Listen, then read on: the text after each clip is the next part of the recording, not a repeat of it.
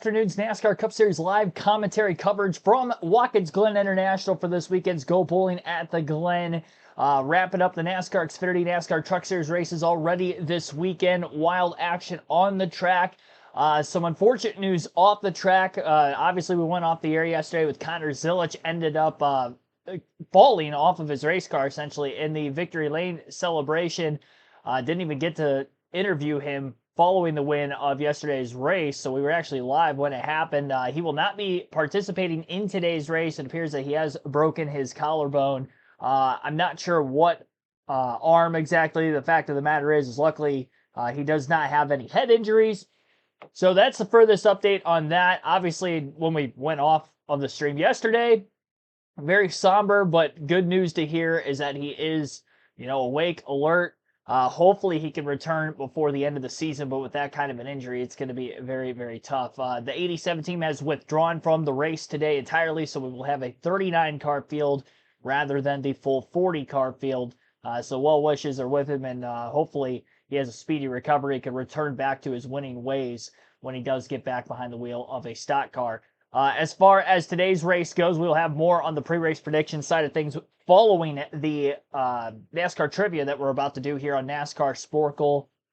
So, without further ado, into the trivia side, our quiz for today. Watkins Glen based, because obviously NASCAR in Watkins Glen this weekend. We're going to name every top 10 finisher since 1990 in a Watkins Glen Cup race. This only goes up to 2017, which a lot of these quizzes that we have done for every other track so far this season are the case there. So, 20 minutes. We'll see what we can do. We got 280 names. There's going to be a lot of repeats on here. And I think we got to go with the former winners here first and then fill in the blank from there.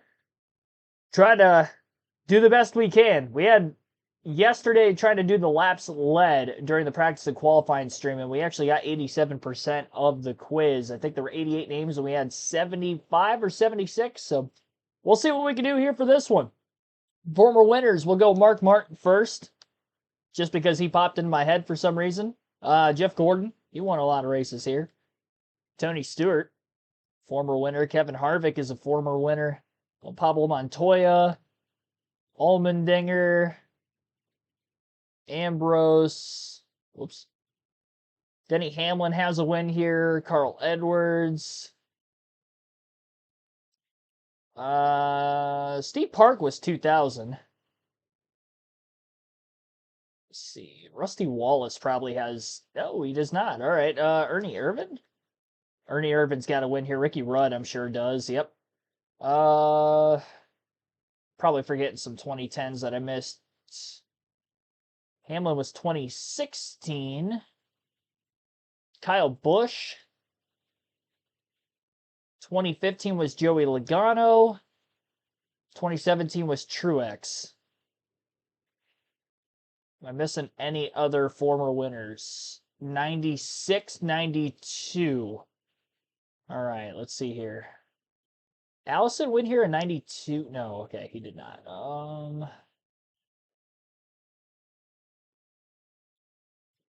Kenny Schrader. Not sure. Okay, nope, not him. Gosh. Bill Elliott? No. I don't know who would have won here in 1992. Harry Gant?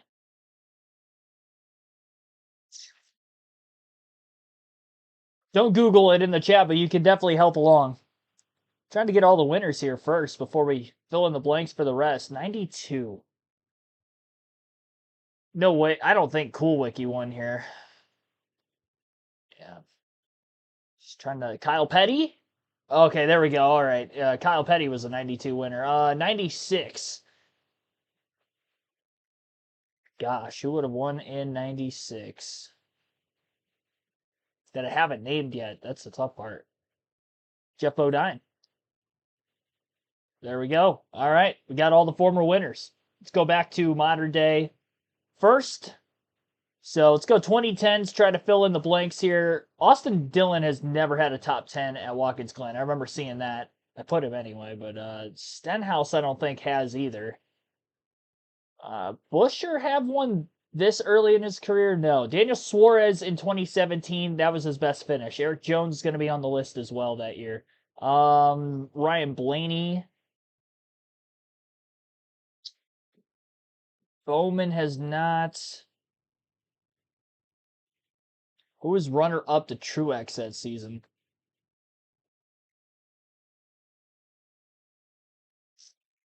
Danica Patrick might have a top 10 here. That's a good guess. Nope. Almirola?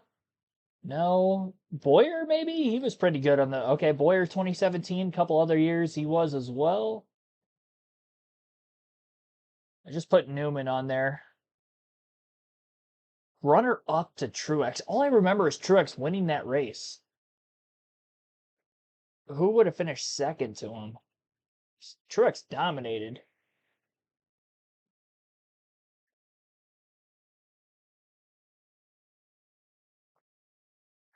Keselowski's got a few runner-ups, but it wasn't this year.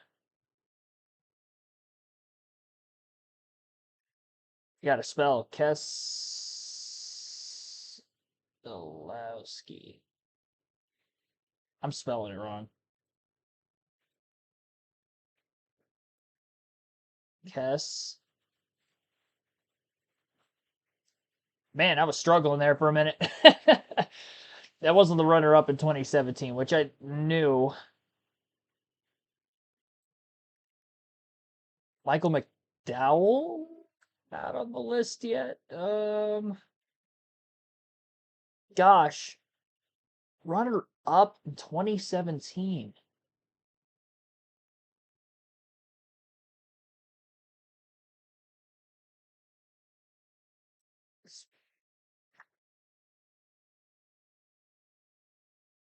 It wasn't Dale Jr., was it?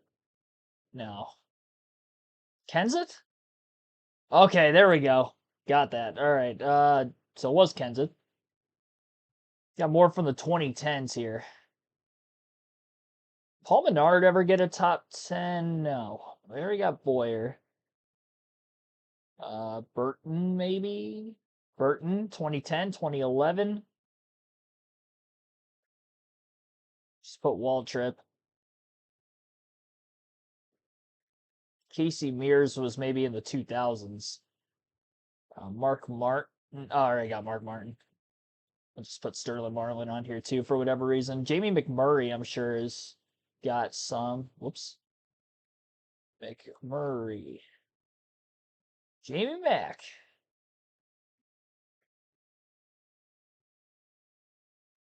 Shot in the dark, put Parker Kligerman. I know he's a good road course racer, though. Scott Speed? He is not. Let's try Hornish. Hornish is on here in the 2010s.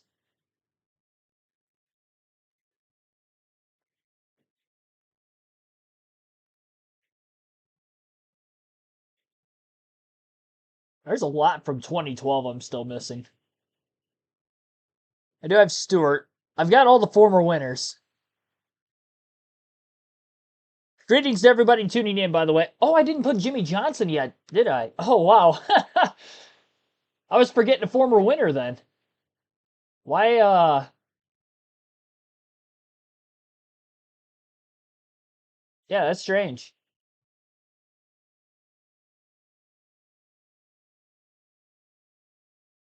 Can't believe I didn't put Jimmy Johnson. All right, well, moving onward, we got ninth place in 2016. 2014, there's still a couple of them.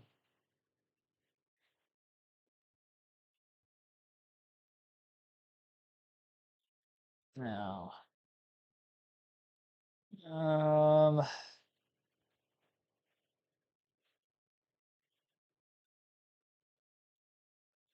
I'm just putting those for the hell of it. I know they're not going to be on here. Vickers? Oh, that's 2014.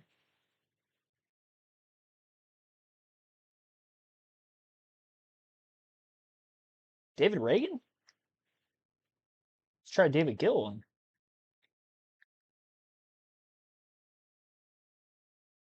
2010's NASCAR. Andy Lally? Oh, dang it. Felt pretty good about that. Let's try Boris Said, 2005. Ron Fellows is probably on here. It's 2007. Pappas, 2009. Hmm.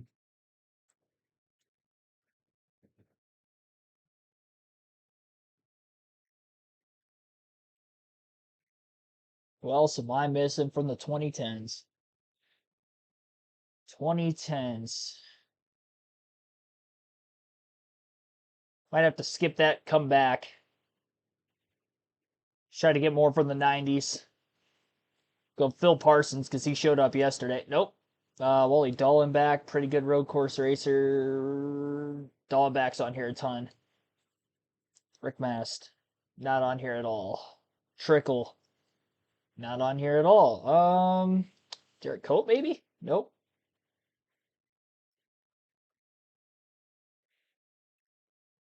Musgrave, Skinner, Little. Little's not on here. Let's go Randy LaJoy. Nothing. This is Compton. Not on here. Robert Presley. Not on here. Chuck Bone. No. Joe Ruttman. Dang, he's not on here either.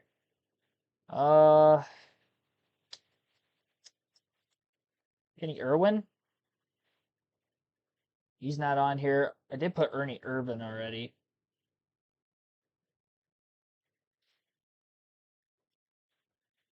Mayfield. Is he not on here? Or I keep spelling it wrong.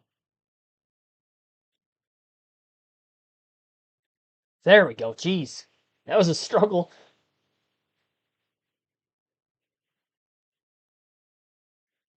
I mean, if Pearson's on here, it's going to be Larry Pearson. Nope. John Andretti.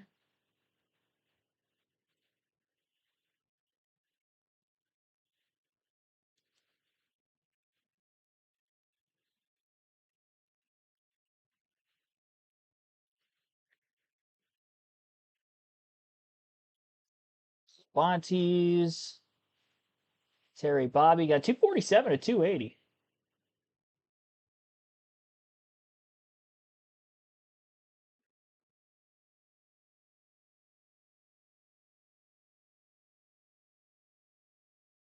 Steve Gershom? All right. Got all 97. Uh,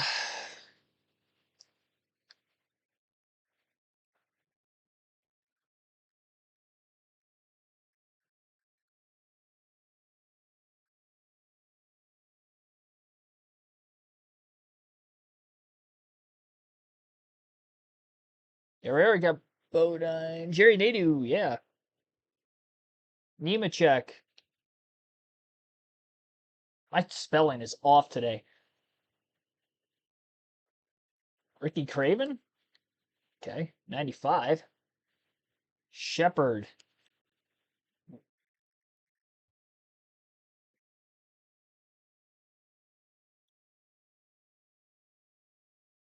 I remember that Hoer guy and how to spell it this time because I misspelled it yesterday.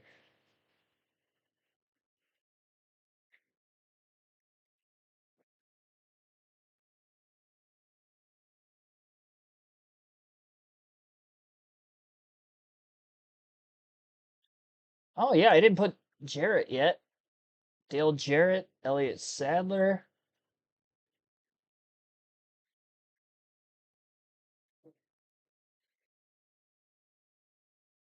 Scott Pruitt.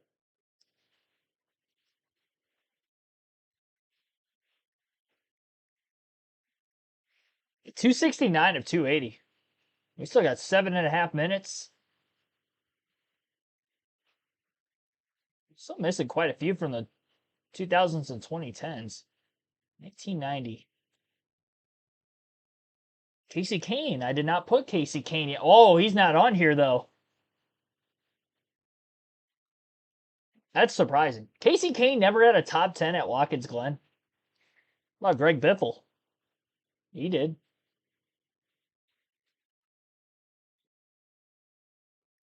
Is there any other Roush guys? Trevor Bain?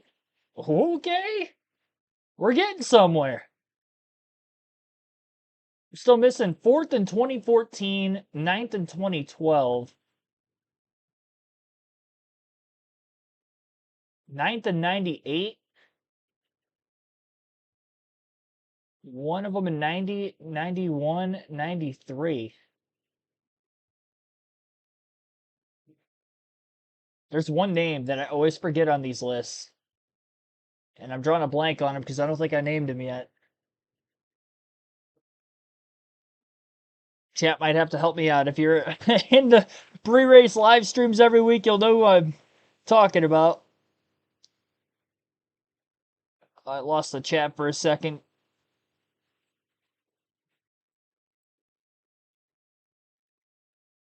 Get the chat.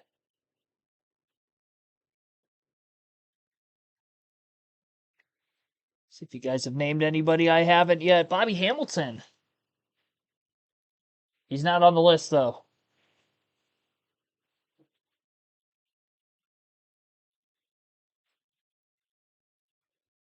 Did I do Presley yet? I think I did. Oh, man. So close. Hillen.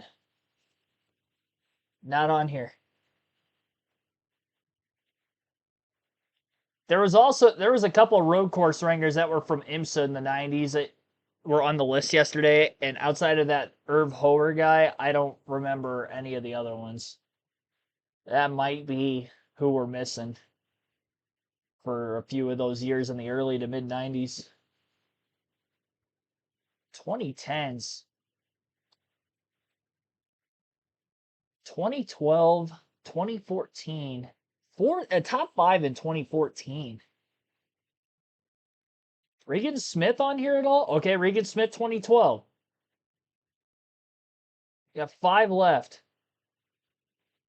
I'll just put Justin Allgaier, but there's no way he had a top 5. Top 5 2014 at the Glen, 4th specifically. And then everything else is the 90s.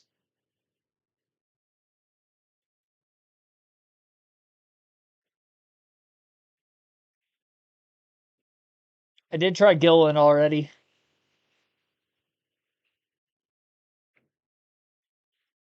Wow, we are so close. At 275, 280, we still have 4 minutes. Early 90s. Who have I not named yet? Think of, I need some help with this. Open wheel or sports car drivers that would have participated in road course races in the 90s. I'll put Mike Bliss, but I don't think he's on here for the 2010s because we are missing 2014 4th.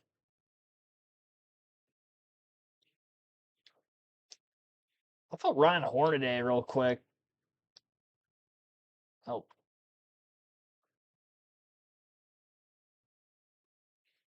So Rick Mears wouldn't be on here because I did try Casey Mears already. I tried Unser. I tried a Foyt. Jimmy Spencer. I didn't put him yet. Okay, that's 93. Gosh, we need 4 more. Kendall? That might be one that showed up on here before. Not this time, though. It's a good try. Oh, that Dorsey Schroeder guy. Yeah, that's who I was forgetting from yesterday. Oh, he didn't get a top 10, though. He led laps. Make sure I spelled his name correctly. I'm pretty sure I did. Dang it. I do have Vickers already. 1998, 9th. 8th place in 90 and 91. And 4th in 2014. That's what we're missing right now. I'll put Kevin Conway. I'll put anybody you want me to put that I haven't put yet. It's 24. I mean, it could be anybody. I only remember AJ and Marcus Ambrose battling on that final restart in 2014. I don't remember anything else from that race. That might have been one of those consecutive years where there was an early accident. Green. It's good try.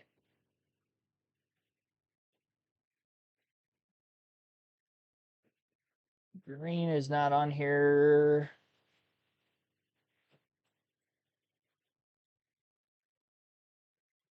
Wow.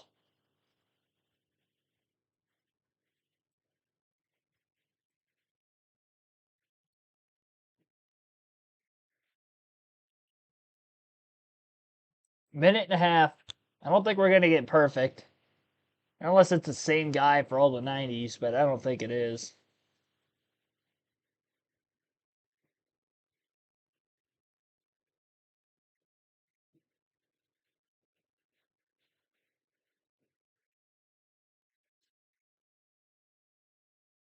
I do have Morgan Shepherd. 1 minute left. Dave Marcus? No.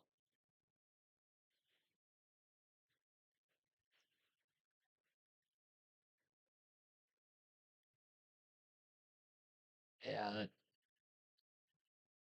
Trying everything. Shelmerdine. Why not? I don't know why my caps lock was on. Shelmerdine. Nope. Oh, Tim Rich? No, he wasn't racing. Yeah, he was more 80s. I didn't put him yet, but I figured it was a little bit after his time.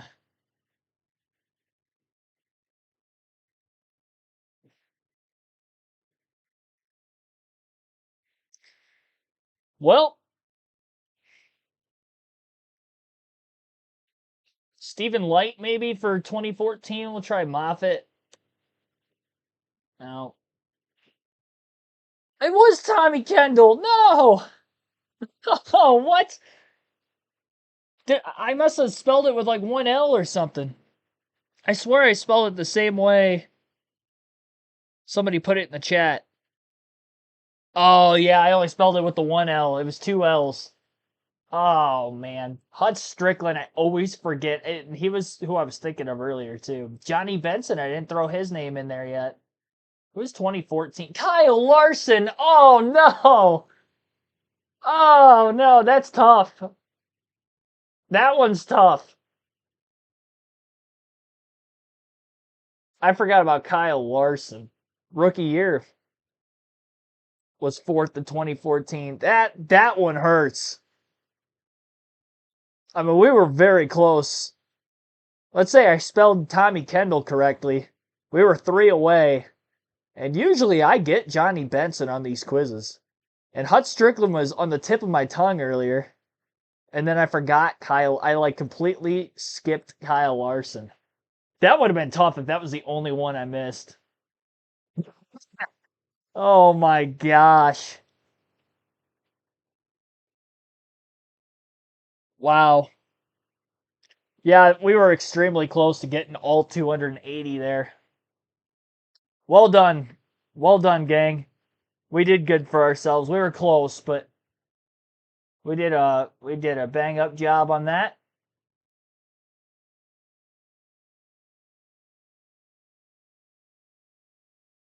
The heck? Brett met behind the wall. I asked Brett, did that meeting have anything?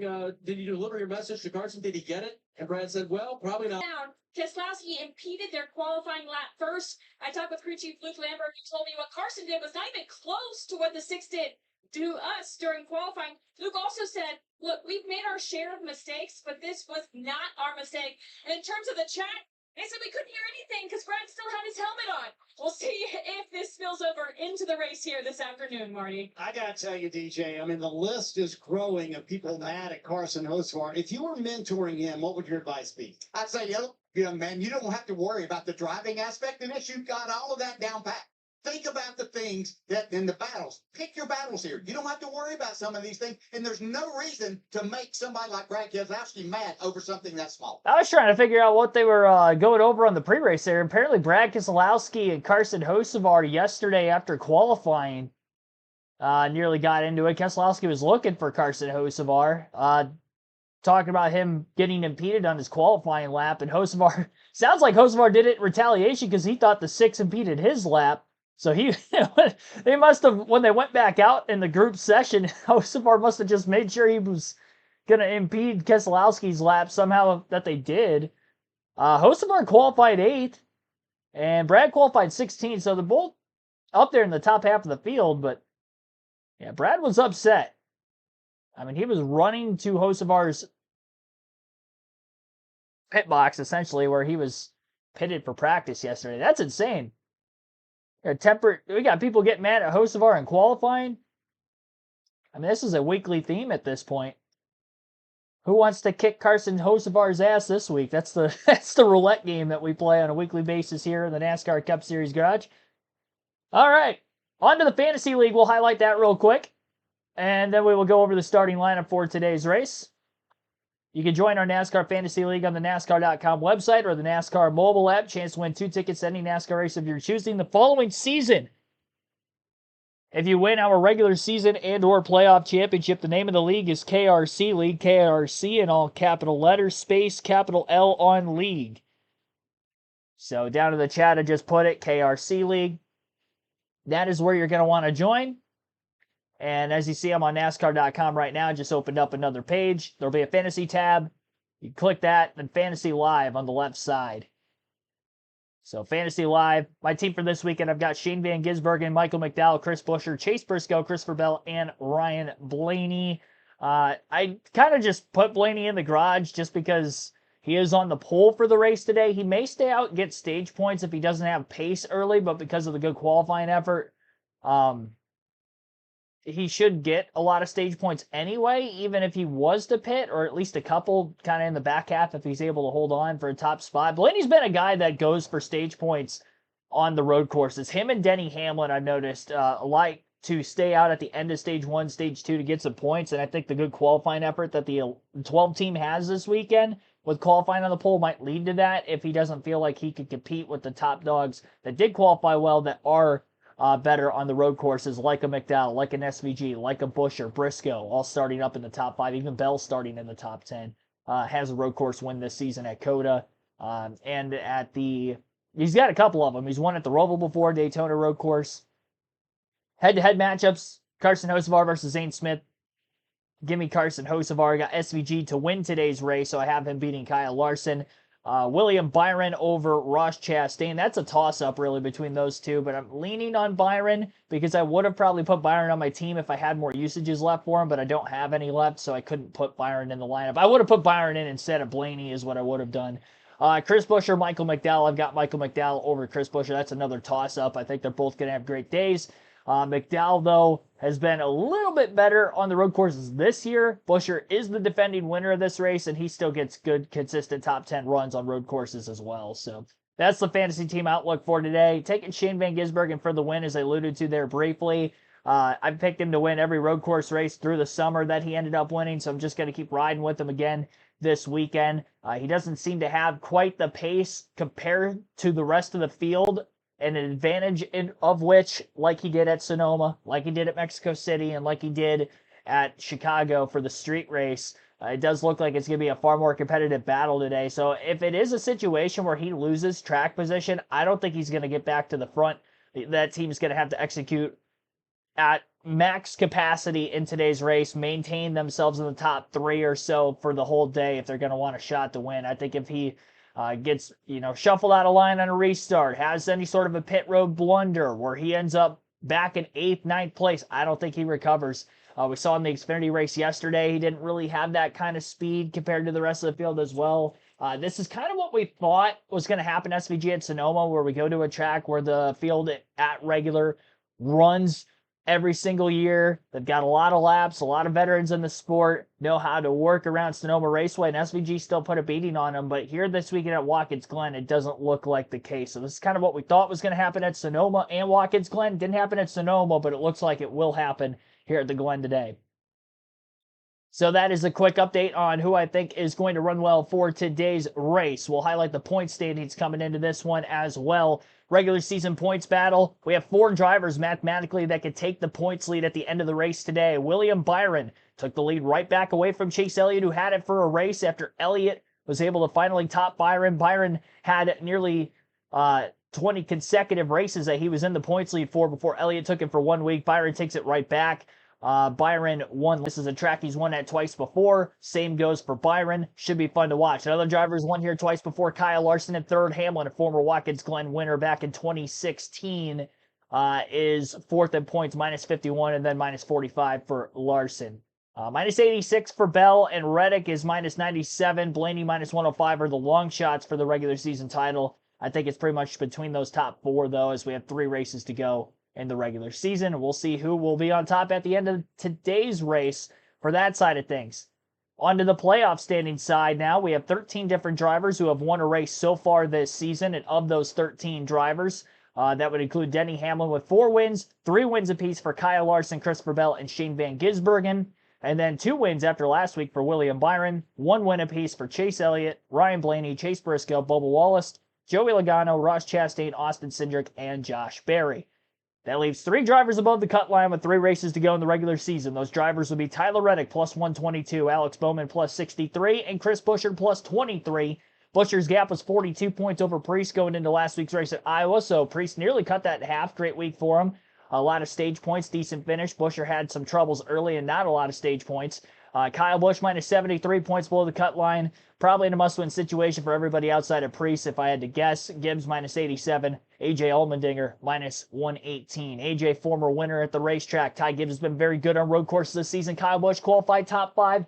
Carson Hocevar top 5 last season. Michael McDowell, road course win in his career in the next-gen era at Indianapolis. He also starts top 10, so could potentially see a wild card upset if SVG loses track position today. And I think we could potentially see a new winner with those that qualified at the front. On to the starting grid for today's race, as we are not that far away from the drop of the green flag for this event. So I'm going to try to go through this quickly. Ryan Blaney on the pole for the first time in his career at Watkins Glen. Shane Van Gisbergen, the 3-time winner this season, all on road courses, and last year's runner-up will be on the front row as well. Chase Briscoe inside of row 2 alongside Ross Chastain. Row number 3 will be a former 2-time Watkins Glen winner, Kyle Busch, and Michael McDowell looking for his second career Cup Series road course victory. He ran the Xfinity race yesterday, so double duty this weekend for McDowell. He does have extra track time. That could also help for him. Alex Bowman, Carson Hocevar, row 4. Hocevar with a top 5 in this race a season ago. Christopher Bell, William Byron in row 5. Byron won back-to-back races here at Watkins Glen, both in the next-gen era, 2022 and 2023.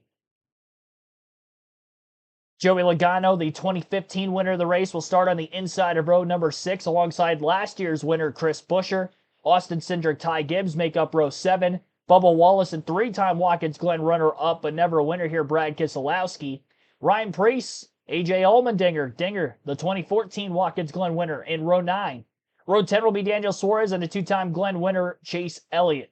Tyler Reddick with the 2016 race winner here, Denny Hamlin in row number 11. Row 12 will be Justin Haley, Josh Berry. Austin Dillon and another 2-time Glen winner, Kyle Larson, in row number 13.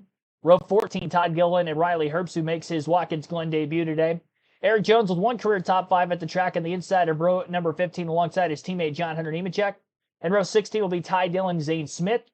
Cole Custer and Ty Dillon. I skipped driver there.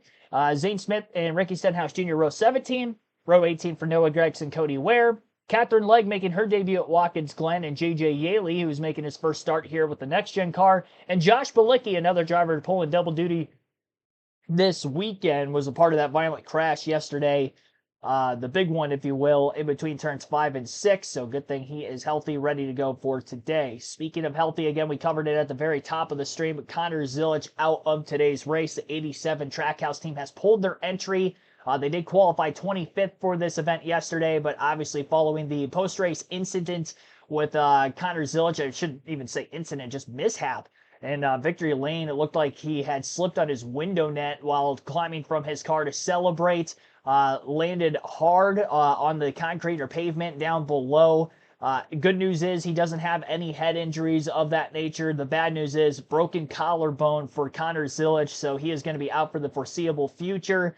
Obviously, the reason why he is not in the field today, and Team Trackhouse did not have a substitute driver on hand to compete for the race, so they have withdrawn their entry. That would have been an open entry, so they're not guaranteed to have to run the race like any of the chartered cars, so no hassle for them to pull. Plus, there were not more than 40 entries this week where somebody had to go home, so another reason why they were able to just kind of withdraw the entry. They weren't necessarily forced to have to race, so well wishes are with Connor Zilic. Hopefully he has a speedy recovery, and like I mentioned at the top of the stream, hopefully he can get back to his winning ways, because he is a prodigy in the making when it comes to the NASCAR ranks. He's had a great season so far. Again, wish him the best of luck in the meantime. All right, well, that was a mouthful for all that. Stage splits today will be 20 laps in Stage 1 and Stage 2. Final stage will be 50 laps, which will take us to the end.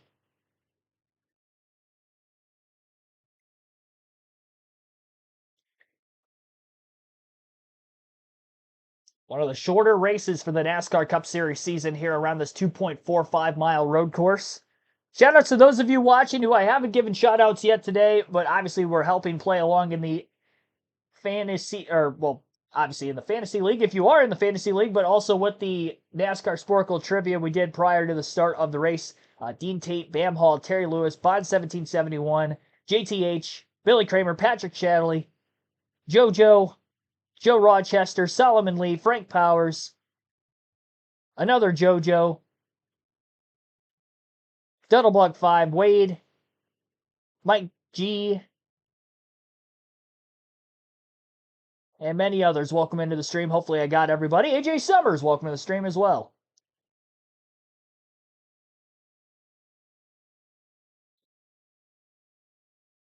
Should be getting the one to go signal this time by. Nice crowd on hand for this weekend's Watkins Glen race. They always pack the crowd here. Great to see year in and year out. They had a large majority of the fans that I've seen around the racetrack today that were filling the seats for the Xfinity race yesterday. I kind of figured they were going to have a good crowd for yesterday's race, because during Cup Series practice and qualifying, it seemed like there were fans in the grandstands for that, which was awesome to see, because we usually don't see the crowd kind of pack in for qualifying much anymore, but they were kind of slowly doing that in certain grandstand areas around the racetrack, and you look at pretty much every corner where there is major grandstand seating, and they look mostly full here this weekend. I'm sure camping is sold out. We're pretty darn close to it here at Watkins Glen as well. It's a beautiful area of the country. If you have not been to Watkins Glen International, I highly recommend it. Of any of the road courses I've ever been to, definitely my favorite. I've only been there once, which was back in 2019, well before I had the YouTube channel. It was a road course where I'm like, you know what, if I'm going to see a NASCAR road course, and at that time there was only, 3 of them. The Roval was still kind of new. I was like, this is the one I want to get to. It was within a reasonable driving distance at the time too, because I was only 20 when I went there the first time. But yeah, that was a lot of fun, and I definitely need to get back to Watkins Glen at some point again. It's one of those tracks that I've been to only one time that I would love to go back another time.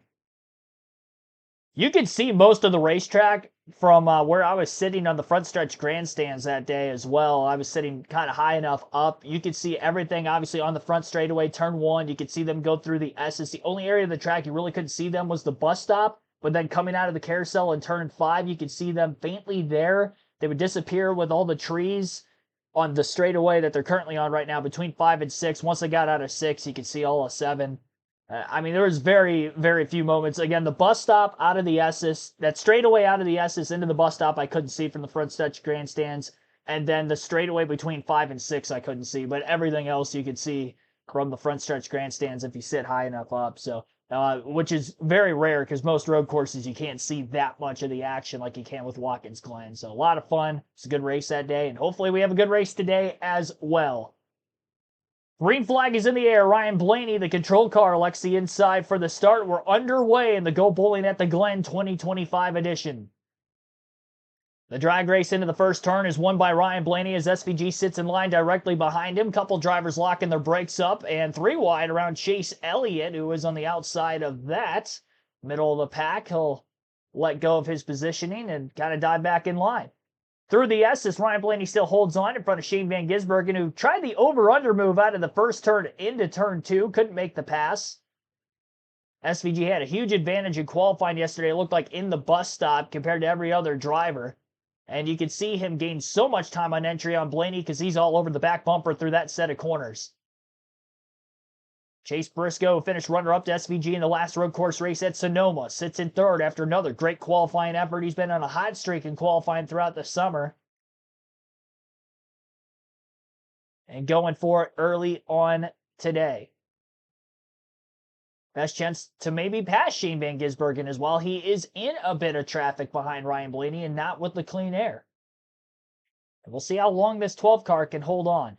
Carson Hocevar, Kyle Busch, side by side through turn 7 as they battle for the 6th spot on the racetrack. Busch gets a good corner exit out of 7 on the high side, accelerates by Hocevar. Hocevar slow to pick up through the gears, and William Byron will now attack for Hocevar's spot into turn 1, which will be for 7th. He couldn't hang to the inside, and he will surrender that battle for the moment. Ryan Blaney was the leader at the end of the first lap of the race. SVG going to stay right there for as long as he can. Again, 20 laps in this first stage, which is the same length for stage 1 and stage 2, and all 3 races this weekend, Truck, Xfinity, and Cup. So this is going to feel very short for the Cup Series. Pit road closes with 2 laps to go in the stage, so very high probability we'll end up seeing green flag pit stops right before then if we don't have any incidents which take place in the first 17, 18 laps before we may see green flag stops.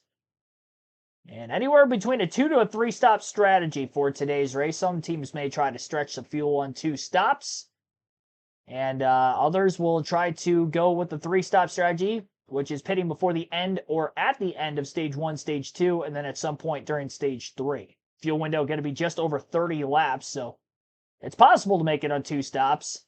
And depending on how track position is going to lay out, which on road courses and with this next-gen car on most tracks, it's very important. You know, I was going to look up a stat that I completely forgot to before the stream, and it just kind of dawned on me. But I was going to look up to see the starting position of all the winners through the summer months of the NASCAR season. Because SVG won from the pole in the 3 road course races he had, with the Chicago Straight, Sonoma, and Mexico City. Last week's winner, William Byron, started on the front row. I believe Briscoe was on the pole at Pocono when he won there. Indianapolis, Bubba Wallace qualified 2nd and won that race. So qualifying means a lot with the modern day racetrack. Am I missing any other races in that stretch? Nashville. Blaney won that day. I don't know where he started. That might be the furthest back race that we have to go to find somebody who did not start. Well, Atlanta, I guess, too, with that being a super speedway. Outside of a speedway drafting track at Atlanta, I cannot think of another race up until Nashville in the middle of June was the last time we might have saw somebody win starting from outside the front row. And here we are, early going. Ryan Blaney holding on to the lead after starting on the pole. SVG, who started 2nd. I would imagine SVG starting on the front row today is easily the favorite to win the race. Maybe not as easily as other road courses we've seen this summer, but he's up there. He's going to have a shot. Riley Herbst making a nice pass into the bus stop on Denny Hamlin. Charging the corner hard. Extra track time for Herbst this weekend. He was another one of the drivers that ran the Xfinity race yesterday. Quite a few drivers doing double duty in this race that were also running yesterday. Michael McDowell, Shane Van Gisbergen, Josh Bilicki, Herbst, who I just mentioned moments ago. Kyle Busch doing double duty this weekend. He ran the truck race and the Cup race this weekend. And Connor Zilich was supposed to be triple duty, ended up with the double, but unfortunately, again, with his injury after the race yesterday, he will not be participating today. Ross Chastain in the 4th place position just set the fastest lap of the race at the end of lap 4. That lap time was a 73.489. A couple hundreds quicker than Ryan Blaney's best lap, who leads the field. Blaney's best lap was lap 2. Everybody else in the top 5 ran their fastest lap the last time by. So there's a good chance that Blaney is holding these guys up just a bit. First career pole for Blaney at Watkins Glen. He does have 2 career top 5s here, though, both in the Gen 6 era. Hasn't had as good of finishes at this track with the next gen. He's won a couple of stages, though. Again, he is a driver who may try to stay out, get some points.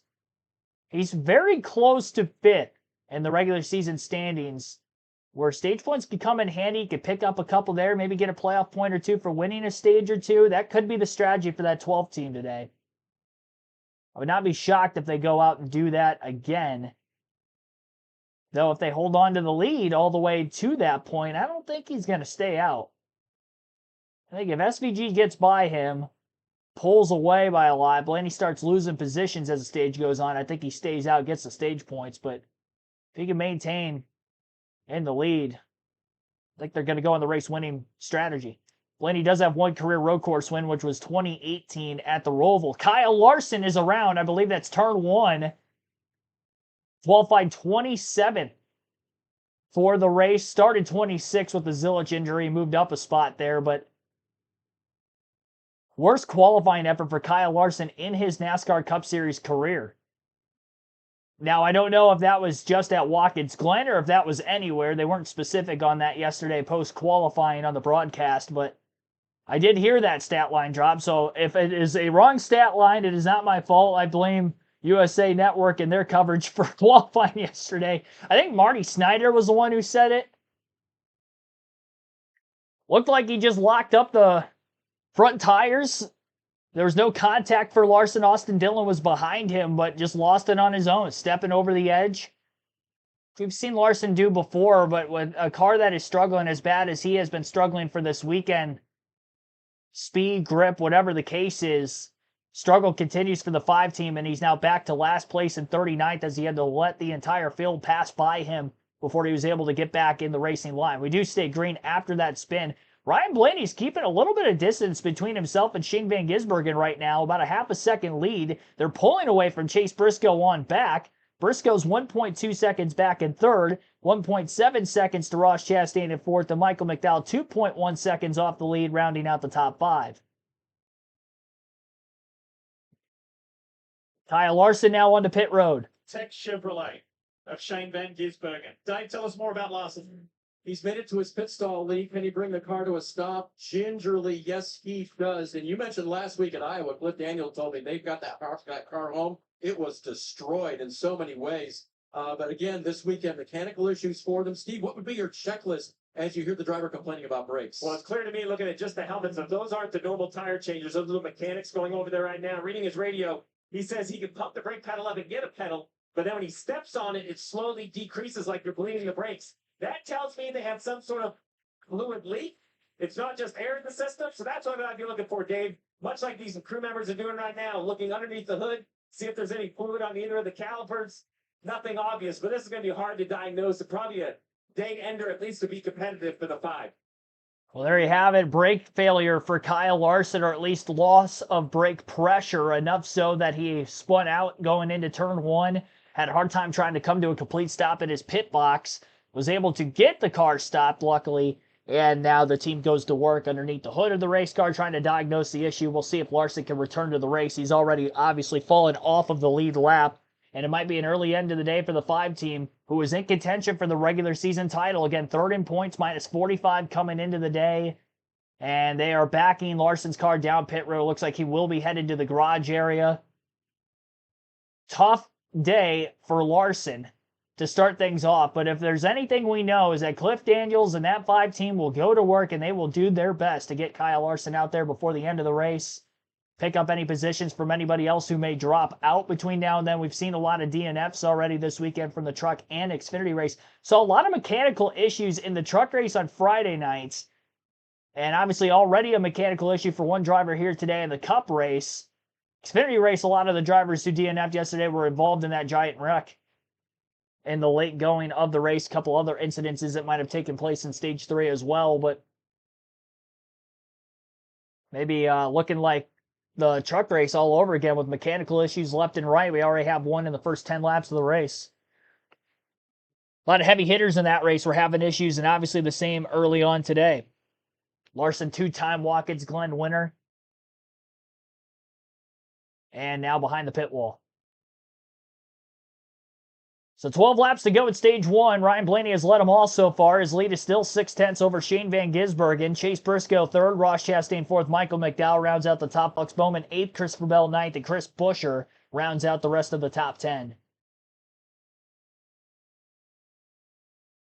So that is the top 10 in the running order. Middle of stage 1.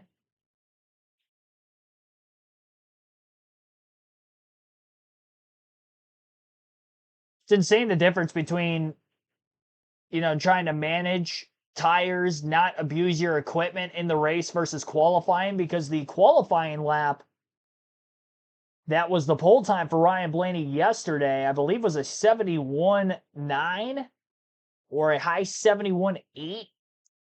And his fast lap of the race right now is a 73.519. And although Chastain is the fastest lap, Ryan Blaney is the second fastest lap of the race, just a few hundreds behind that. Blaney's really starting to gap himself over Shane Van Gisbergen. He's having an impressive performance already this weekend. Not somebody who I would have expected to compete for the win today coming into the weekend. And after qualifying on the pole, being the lone driver to beat SVG in qualifying, and here he is in the race. He's out to a 1-second lead already halfway through stage 1. And showing the pace that he has right now, if I were him, I would sacrifice the stage points today because you have a legitimate shot to win this thing. Again, he hasn't won on a road course since 2018. Hard to believe, 7 years ago. Marty Snyder caught up with Connor Zilisch in the garage area. I think number one, what everyone wants to know is, how are you? But number two, what happened? Do you remember much of what happened? Yeah, first of all, I'm doing okay. Very grateful to be able to walk away from that. And I guess I didn't walk away, but very grateful to be walking today and just be all right. Thank you to all the medics who took care of me, everybody who reached out and, wished me well. I do appreciate it a lot. And yeah, I was climbing out of the car and, obviously the window net was on the door. And as soon as they started spraying water, my foot slipped. And, the last thing I remember was being halfway down and falling. So, glad it wasn't any worse and that the collarbone is the extent of the injuries. But, hate I couldn't make it to the race today and give myself a shot to go get a good result for Trackhouse and Ripple. So what happens from here? Because obviously you're contending for an Xfinity Series championship. You have the benefit of no weekend or no race next weekend. You're not racing Richmond. So what happens next and how long until you're back in the car? Yeah, we're still working out with all the doctors to figure out what's going to be the next steps. But I've got a little motivation from Shane, my teammate.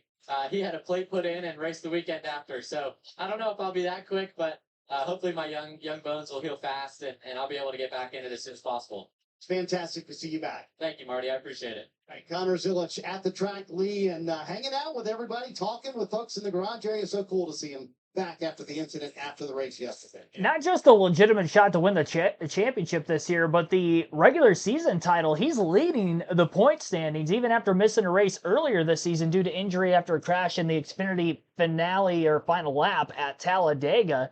Back in the spring, he missed the Texas race. The 88 team won that next weekend with Kyle Larson behind the wheel, so he's got a lengthy lead on the owner's standings with the 88 team. And again, the driver's standings after a win yesterday leads that as well. So we will see how long Zilisch is going to be on the shelf for. Again, Xfinity off next week at Richmond. Their next race will not be until Daytona the week after. Probably not a great idea to return to a Daytona necessarily, but all he has to do is start the race to get points. Do we see a scenario kind of like we had back in the day? It really does remind me of the 1992 season. Davey Allison, he had a broken collarbone after a crash at Pocono. And the next weekend, he started the race. They had a substitute driver come in for him. He didn't end up actually missing a race with several injuries that year. And maybe we see Zilisch start Daytona, get an early caution and get him subbed out of there, and maybe does that for a couple of weeks. Who knows? I think that'd be awesome to see. Obviously, I want him to get back to 100% or close to it before he returns to the race car, because the last thing we need is something else to happen. But yeah, hopefully he has a speedy recovery. At least he had a smile on his face today, which is good, obviously, to see him even at the racetrack this afternoon. Lead still right around 1 second for Ryan Blaney over Shane Van Gisbergen.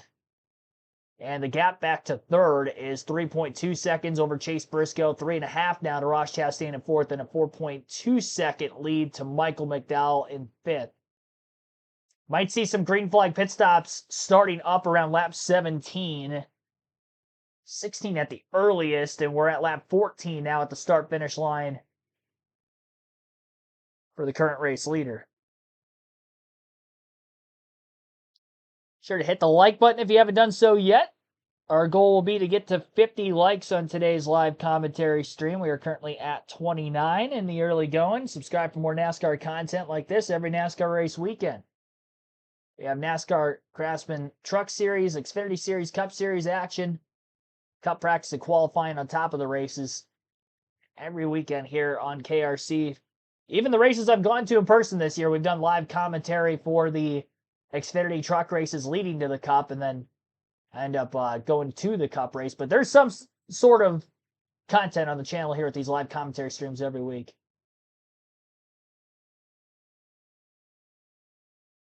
SVG starting to run down Blaney here these last couple of laps. Went from about a second off the lead to 0.6 back. And the best thing, if SVG is flat out getting beat right now and knowing how equipped he is with the road courses, he can see what Blaney's doing and try to mimic that the best he can. He knows he beats him in the bus stop, so find out where he's better everywhere else. And even if he can't necessarily do that now, relay into the team, hey, I need to do this, or I need this for the race car that can make the adjustments necessary to get the handling as good as they can get it for SVG, that he can match lap times with Ryan Blaney, which he's starting to do now, but probably wants to start doing that earlier in the run. Picker's going to have to be on it when they have these green flag pit stops coming up shortly. See if they can cycle out ahead of the 12 there, or if they're going to have to get it done on a restart at the beginning of stage 2. We're down to 6 laps to go in the stage. We'll go through the full field running order here before the green flag pit stop start. We got Ryan Blaney leading, Shane Van Gisbergen in second, Chase Briscoe third, Ross Chastain fourth, Michael McDowell in fifth, and Kyle Busch sixth, Carson Hocevar seventh, Alex Bowman eighth, Christopher Bell ninth, Chris Buescher in 10th, William Byron 11th, Joey Logano 12th, Ty Gibbs 13th, Austin Cindric 14th, Brad Keselowski 15th, AJ Allmendinger in 16th, Bubba Wallace 17th, Ryan Preece 18th, Tyler Reddick 19th, and Daniel Suarez in 20th. Chase Elliott 21st, Justin Haley 22nd, Josh Berry 23rd, Austin Dillon 24th, John Hunter Nemechek 25th, Todd Gilliland 26th, Eric Jones 27th, Riley Herbst 28th, Denny Hamlin 29th, and Ty Dillon in 30th. Zane Smith 31st, Ricky Stenhouse Jr. 32nd, Noah Gragson 33rd, Cody Ware 34th, Cole Custer 35th, Catherine Lake 36th, J.J. Haley 37th, Josh Bilicki 38th, and Kyle Larson 39th. Larson still off the track, 9 laps down, had a brake issue early on, so he is behind the pit wall in the garage. And we've got green flag pit stop starting up here on the side-by-side commercial break on USA Network. Ty Gibbs is one of the first cars to pit road from just outside the top 10. And that was with 5 to go in the stage. They'll have 4 to go this time by. And pit road closes when the race leader gets to the start-finish line with 2 to go. SVG starting to put more pressure on Ryan Blaney. He just kind of inches forward about a 10th or 2 quicker lap the last couple laps than the 12 car. He's within a half a second of the lead. Trying to catch some draft down the long straightaway between turns 5 and 6. Closes in the braking zone in 6. And back to the gas a little bit sooner for the 12, but all in all, still a gain nonetheless for SVG that corner.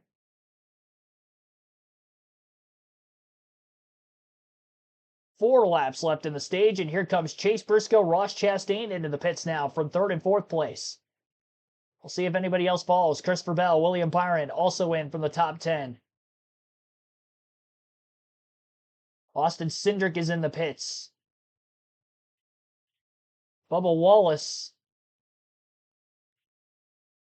The fact that they're on commercial break still while this is going on is kind of insane. 4 laps to go in the stage. Back at Watkins Glen, where green flag pit stops are underway. The 19 and just Chase Briscoe completing his stop, lacking air grip with the biggest complaint, Dave.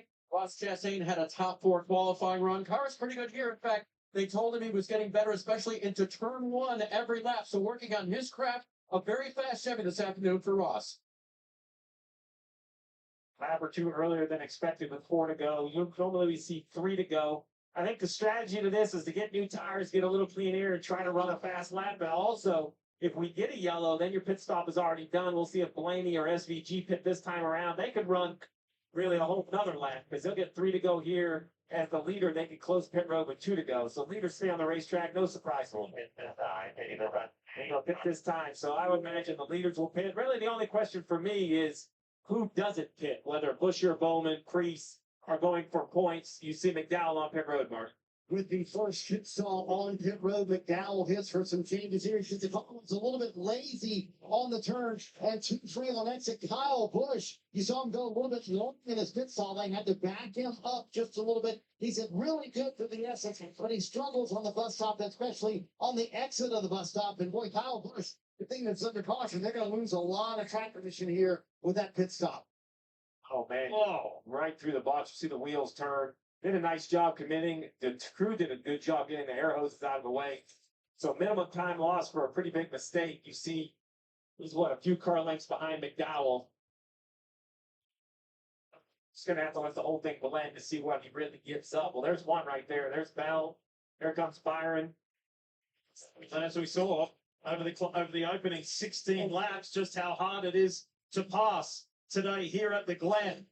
So any positions that you give up on pit road, it's going to be extra hard to get them back on the track. Leaders should be on pit road this time. There they are. Blaney, SVG right to the rear bumper, making up as much time as possible. Now it's a battle of pit crews, Barton. SVG described the balance as, quote, decent speed. He said he gets close to the 12 because he loses all of his grip, and he feels like overall he is fit the 12. We'll see at the that's I know about that, Marty, because this morning, John Hassel, crew chief for the 12, said on reverse stops. Our crew with them what's best this year. 2 other tracks where they've done that this year. So they'll try to back that up here. Ryan Blaney said the balance on this car is okay. They'll get 4 Goodyear tires, fill it full of Sunoco fuel. Let's watch the race off a pit road with Blaney. Hang on to it, ladies. Sure does. Yep, pretty straightforward. No worries. Yeah, put some time on SVG again. It was a 12.0 second stop for the 88 team, and for the 12 team, it was a 10.8 second stop. Didn't have to wait on fuel, really, because we only went about 17, 18 laps before the pit stop, 18 to be exact. And those guys are still going to cycle inside the top 10 with where they were running on the racetrack compared to the rest of the field that either already pitted or hasn't pit yet. Only the top 6 drivers are in front of the 12th car that have not hit pit road.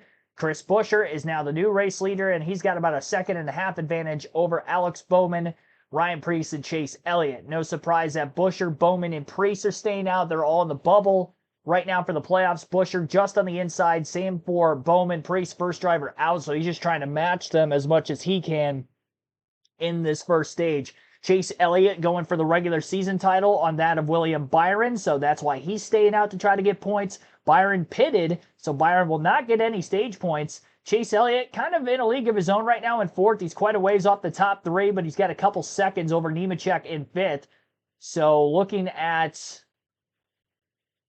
the 9 of Chase Elliott, outscoring Byron here 7-0 in the first stage potentially. Although I say that now, and he had a gap over him, but John Hunter Nemechek quickly catching Elliott and battles him for 4th. Chase is losing a lot of time for whatever reason. He was 11 seconds off of the lead, and now he's 12.5 back. I wasn't expecting Nemechek to catch him as quickly as he did. So the drivers that stayed out, I'm not going to say that they're necessarily going to pit. There is an opportunity that they can make this race on 2 stops, especially guaranteed 2 yellows for the stage ends. Can they save enough gas to be able to make this race a two-stopper and keep their track position on older tires? There wasn't a lot of fall-off yesterday in the practice session compared to some of the other road courses we have seen so far this season. So the grip level pretty good. Goodyear tires holding up for a long run, and we shall see. Second stage win of the year for Chris Buescher, as he wins the stage by about 1.2 seconds over Alex Bowman in second. Ryan Preece was third, Chase Elliott fourth, John Hunter Nemechek rounds out the top five in fifth, and Ricky Stenhouse Jr. in sixth. Ryan Blaney seventh, Shane Van Gisbergen eighth, Chase Briscoe ninth, Cody Ware rounds out the top 10. First lead change of the race, obviously Blaney leading the first 18 laps, and then Buescher staying out of the pits to lead the last two and win stage one. And second stage win of the year for the 17 team.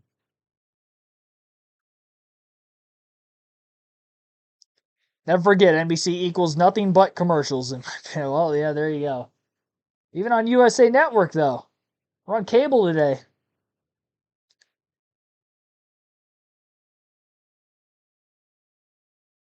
$33 likes on the stream now. Be sure to vote for who you think is going to win today's race as well. That will close at the end of stage two. Got 52 votes so far. 46% of you taking SVG for the win. Of those 52 votes, 31% taking somebody other than SVG, Byron, or McDowell. And 12% of the votes for both McDowell and Byron.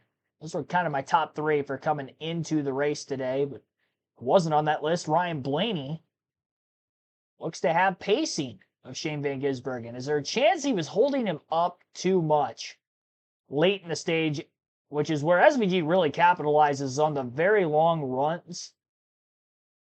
He's just able to save his equipment much better than anybody else, on top of running faster lap times than everybody else. A lot of that could be using the clutch while shifting, saving more on brakes, saving more on everything mechanically that it goes to making a car fast over the course of a long run. And he is just able to manage it on these road courses better, doing what he's doing. We'll take our first break of the race then. You're listening live on KRC. NASCAR Cup Series coverage continues at the Glen.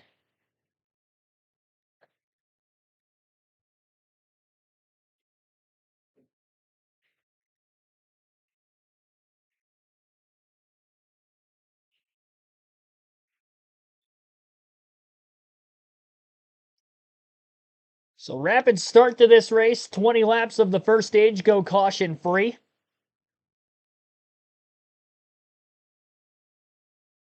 Got a 20 lap distance for stage two, which will take us to the end of lap 40.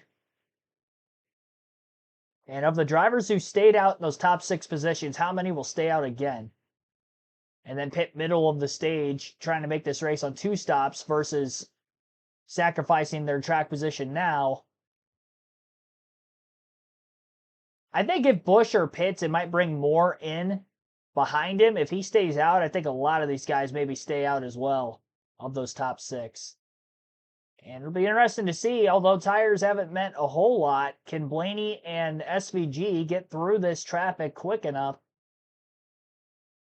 That'll make the race interesting on the restart if those guys do stay out. I think if we end up seeing them pit, we're not really going to know if a 20-lap difference in tires is going to do anything or not. And that could end up answering some questions for later in the race, depending on how cautions may lay in stage three, if we get any as well. Pit road will be open this time by.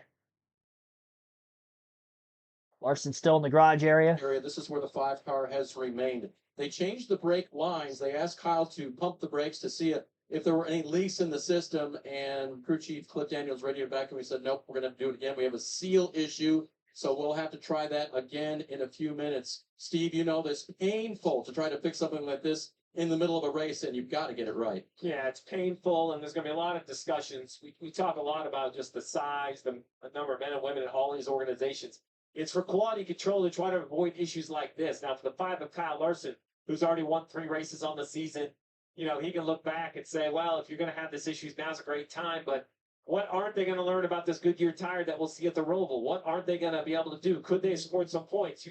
And now this is the fear that keeps a crew chief up at night through the entire playoffs, because a simple, O-ring or seal of a fitting has eliminated the 5 from contention, and that could just be what knocks you out of the playoffs later in the year. It's been that kind of year for this team, really. If you think about it, 28 seconds, 4th, 35th. It's been very up and down. I think everyone that didn't pit would pit here. They have. Yeah, we'll see. We'll see. Chastain still has the fastest lap of the race, by the way, from lap 4. He's in 11th. 4th of the running order for those that did pit before the end of the last stage. Kyle Busch having that slower pit stop because of sliding through his box, had to back up, ended up losing only 2 positions because of it taking place during green flag stops. Only Bell and Byron were able to get by him. Bowman coming into the pits, but it looks like Chris Buescher is staying out. Ryan Preece stays out. Chase Elliott stays out. Mixed bag here. Pit road, but Ryan Preece did not come down pit road. They're going to run a little bit long here, committing to a 2-stop strategy. John Hunter Nemechek finished 6th in this stage. He did come down pit road.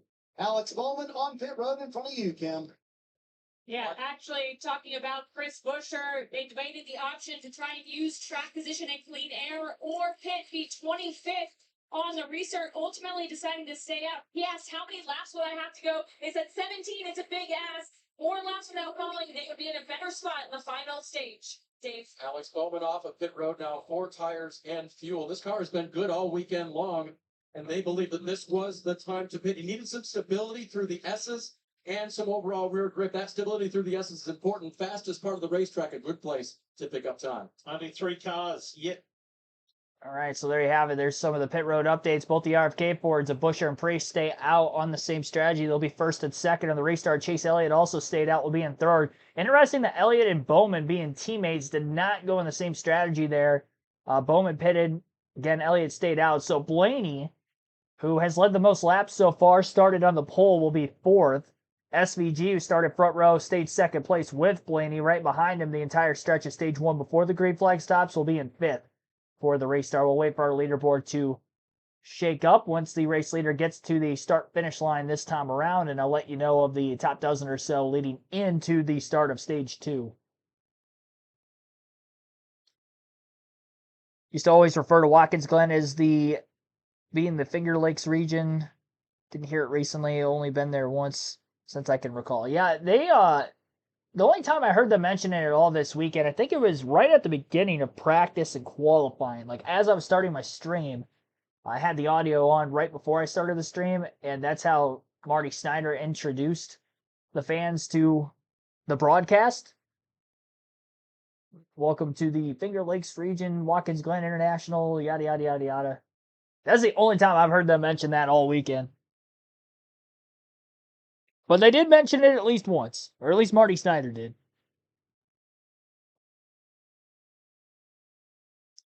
As he was in the booth yesterday during the practice and qualifying coverage. That's 2 weeks in a row he's done that. Lee Diffie's only been in the booth for the race. For these first 2 weeks of USA Network, having full flag-to-flag coverage of the NASCAR Cup Series races for the rest of the season.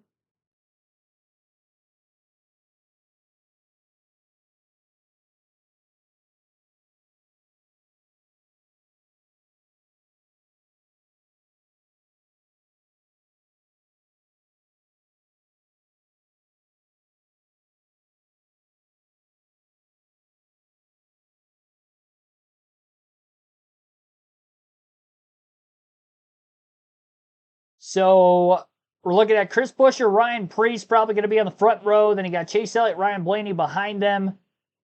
Shane Van Gisbergen and Chase Briscoe will be 5th and 6th. Ross Chastain, Michael McDowell around row 4. Christopher Bell, William Byron rounding out the top 10. Kyle Busch, Ty Gibbs, 11th and 12th. Still quite a few stage points for the 88 and the 12, despite the fact that they pitted. Again, they finished 7th and 8th in the first stage. A lot of cars that came to pit road before the end of stage 1. May see more of a mixed bag at stage 2. And I'm also curious to see how those top three are going to hang on old tires.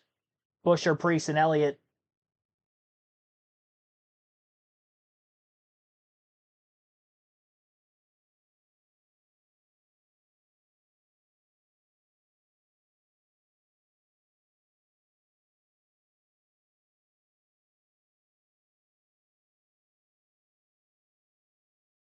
Bowman can restart 31st. Yeah, he's deep. Probably why a lot of the guys stayed out up at the front of the field. I'm surprised he didn't do it either. I would much rather be at the front of the pack for this restart than what I would want to be at the very back of the pack like Bowman as well.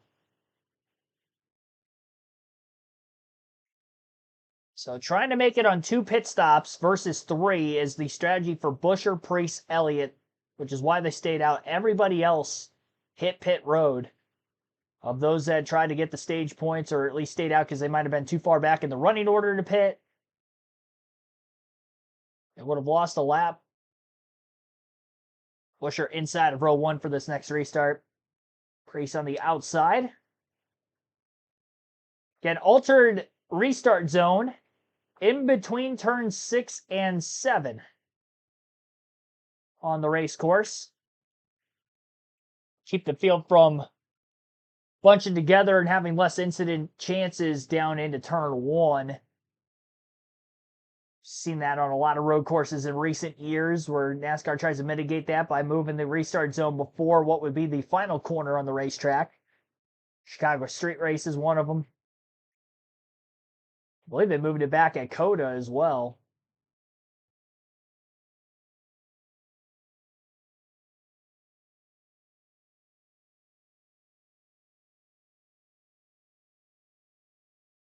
Four laps spent under caution because of the stage end there, so we're only going to have 16 laps to go in stage 2. Green flag back in the air.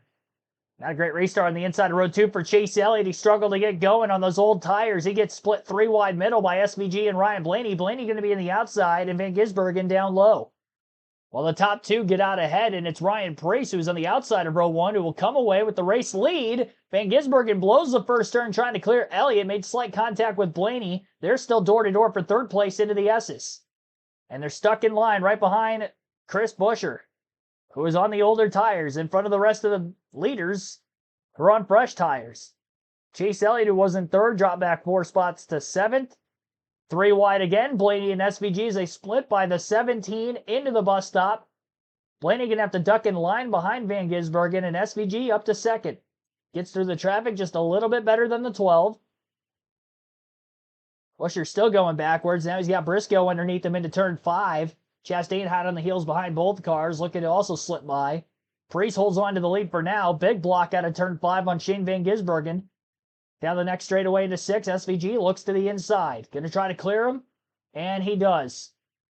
Very quickly, Shane Van Gisbergen will race his way to the lead on the restart after being back in 5th place. Ryan Blaney now all over for 2nd on Priest. A couple cars leaning on each other. Ty Gibbs, Michael McDowell with a little bit of contact out of turn 7. So they race their way downhill towards turn 1. Hard 90-degree right-hander.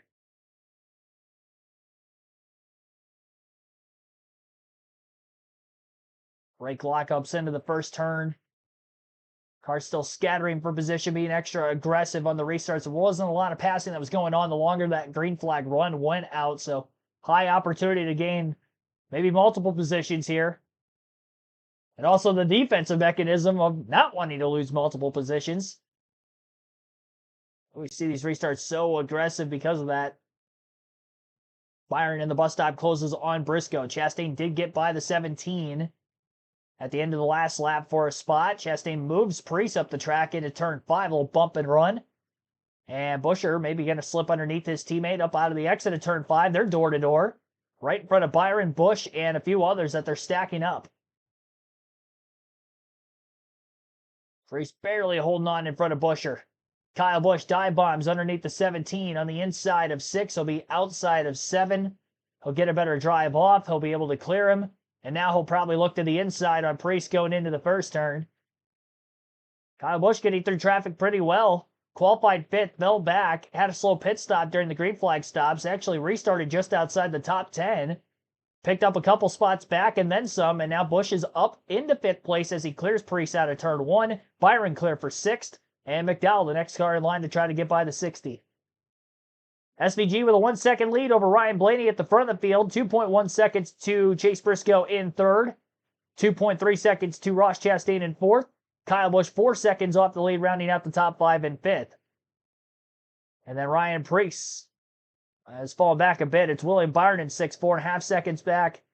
Michael McDowell is in 7th, 5.7 seconds off the lead. Ryan Preece in 8th, 6 seconds off the lead. Ty Gibbs just over 6 seconds back in 9th. Christopher Bell 6.5 off the lead, rounding out the top 10. So that is how the top 10 has shaped up so far following the restart. So although tire wear didn't look to be a lot yesterday in practice and qualifying, very quickly Elliott, Preece, and Buescher go backwards. Elliott's already outside the top 10 in 13th. Ryan Preece is 5th. Although that isn't updated, he's in 7th. They haven't got back to the start-finish line yet on our leaderboard. Yep, 7th for him. And Chris Buescher's 13th. Now Chase Elliott is 21st. 10 seconds off the lead. Elliott not holding on. So, yeah, 20-lap older tires, not the way to go. Oh, contact out of turn 1. Nearly had a accident. Tyler Reddick was 3 wide middle, getting banged around by several race cars. Fights his way to get back in line, single file through the center of the S's. Also had contact with Austin Dillon in the 3. There's a big wiggle by the 45 in a treacherous area of the track, but he was able to hold on to his race car. And they drive on. Still a lot more scrambling into the bus stop side by side. Right around Ty Dillon, Zane Smith.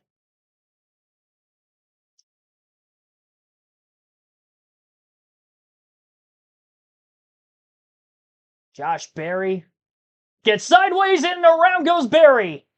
Out of turn 5, he'll back it into the guardrail on the outside of the racetrack. We'll see if he gets rolling again. Right now we stay green. Berry's car broke loose out of turn 5. And in the middle of sliding, I think he got hit from behind, which sent him around. Chase Elliott trying to make his way to pit road before the caution as he's already fallen out of the top 20. Berry's rolling. Still green.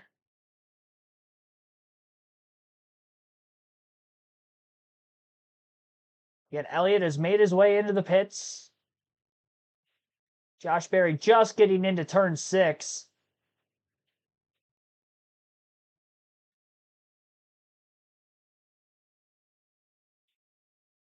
And out and away goes Elliott. Caution flag is out. And I would assume there might have been debris from Josh Berry. Yeah. Yep, debris. Down the straightaway.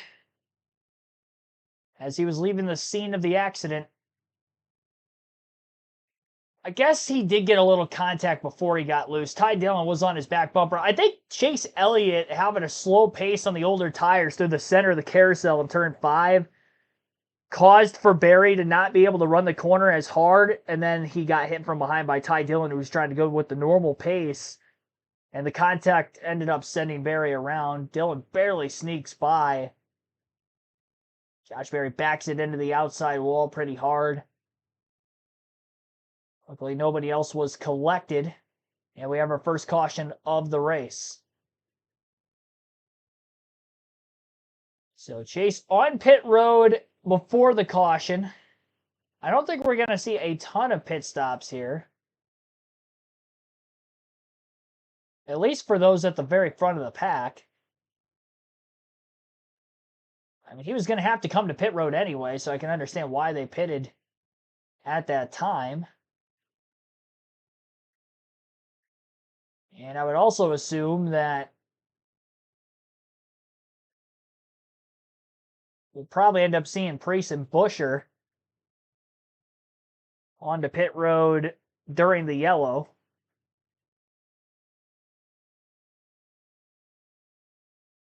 Considering they have not made a stop yet today.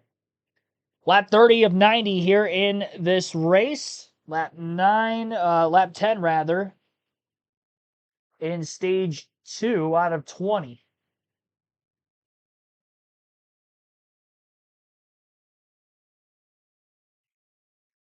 Yeah. First caution. Well, their tires are pretty useless. Yep, that would be my assessment as well. Elliott probably saving fuel. That's why Nemechek caught him so fast. Oh, yeah, back in stage 1, which would make sense, especially considering he stayed out of the pits during the stage end. Yeah, Elliott fell out of the top 20. I think the slow pace by Elliott through the center of turn 5 on the old tires. Barry trying to be patient. Ty Dillon maybe unaware of the 9 car being a couple cars in front of Josh Berry, ran into him, and round he went. They're all just outside the top 20. Very significant damage as he was trying to limp his way back into the pits. We'll see if he can continue in the race.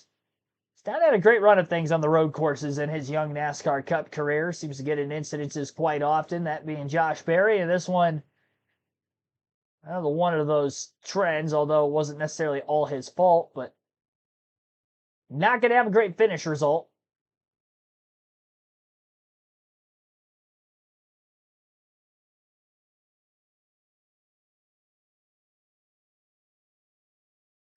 I do believe Kyle Larson is back on the racetrack 15 laps down right now. Considering that I believe it was before lap 15 when he had pulled into the pits. Ty Gibbs coming onto pit road. Interesting. Few others. As expected. Busher Priest. Party. Yeah, Ty Gibbs, one of those takers. Chris Gabehart making the call to bring him down. So 61 to go here. Clearly a fairly even split, and that might help in the tire situation later in the race. Speaking of tire situation, Ryan Priest said, listen, if we say is going to keep leading spots here, we cannot do that. Although it does feel like Kim, the car pretty good on the longer run. Yeah, his teammate at the top of the screen, Chris Buescher, didn't manage to restart on all tires very well, just lacking in rear grip. They did not think that caution was good for their strategy, but they still think they'll net out positive. We'll see how that shakes out for them, Kimmy, when we come back and continue stage 2. I'd actually almost argue I think the caution's going to help Priest and Buscher because there's quite a few cars behind them that also pitted. They already were falling pretty deep in the field as it was. I mean, by the time they would have ended up pitting, they would have been probably outside the top 20 anyway, depending on how many other cars would have pitted before the end of the next stage. Which, considering the fall off that we just saw, I would imagine everybody, for the most part, that will be on a race-winning strategy is going to stick to 3 stops, and they'll pit before the end of stage 2, and then pit middle of stage 3. I mean, that has to be the strategy at this point. It's crazy that we saw that much of a difference in tires, because again, in practice and qualifying yesterday, there was not much fall off. But here in the race, I mean, 20 laps, like just under 2/3 of a full fuel run, and we haven't seen that much on road courses with the next gen car where tires matter to that extent.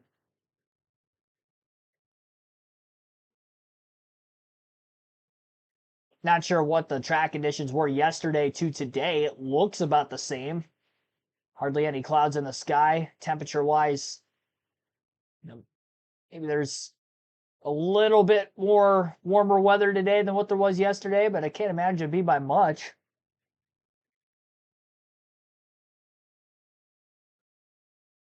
Base Tugboat 2675, thanks for tuning in. Multiple SVG fans were saying Zillage deserved to get it. I saw another comment about that on the Xfinity Series after the Xfinity Series race stream from yesterday, but somebody put that in the comment section there as well. I haven't been on the internet enough to actually see any of that myself. I'm sure there's probably, lunatic sport fans out there that would say stuff like that. Obviously, it's messed up.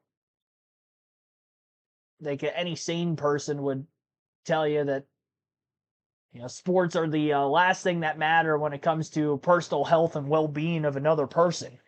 Forget the fact that they're another athlete or driver or whatever it is. You don't want to see people get hurt for whatever reason.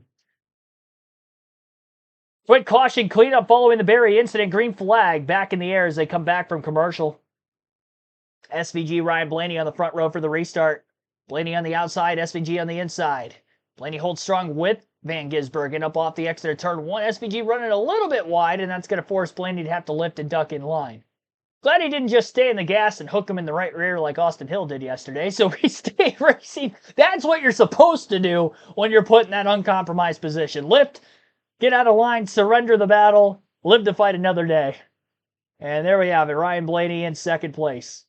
See how easy that was? Same thing for Connor Zilic even yesterday, too, in the Xfinity race. He made the same exact mistake, I think, that Austin Hill made with SVG battling in a different corner of the racetrack, resulting in a hard hit for Van Gisbergen knocking him out of the race. But there's the experience that the Cup guys bring. All right, SVG out in front. Ryan Blaney in second, Ross Chastain third after the restart, Chase Briscoe fourth, then you got William Byron in fifth, Kyle Busch sixth, Austin Cindric seventh, Michael McDowell eighth, Bubba Wallace ninth, and Christopher Bell rounding out the top 10. 9 laps to go in stage 2. And I am curious, and granted, it's not going to be a long green flag run before the pit stops, probably only going to go about 6 or 7 laps at the most before the 12 and the 88 pit. There's still a chance that the 12 could get back out in front of the 88. The pit crew for the 12 team had a 1.2 second faster stop than the 88 crew on that last pit stop. So Blaney can stay within a second of Van Gisbergen before the pits come about. There's a chance he can leapfrog him again. And maybe the same can be said for Chastain or Briscoe. They could also stay within about a second, second and a half. And that results in a quick pit stop for the 1 and the 19 team.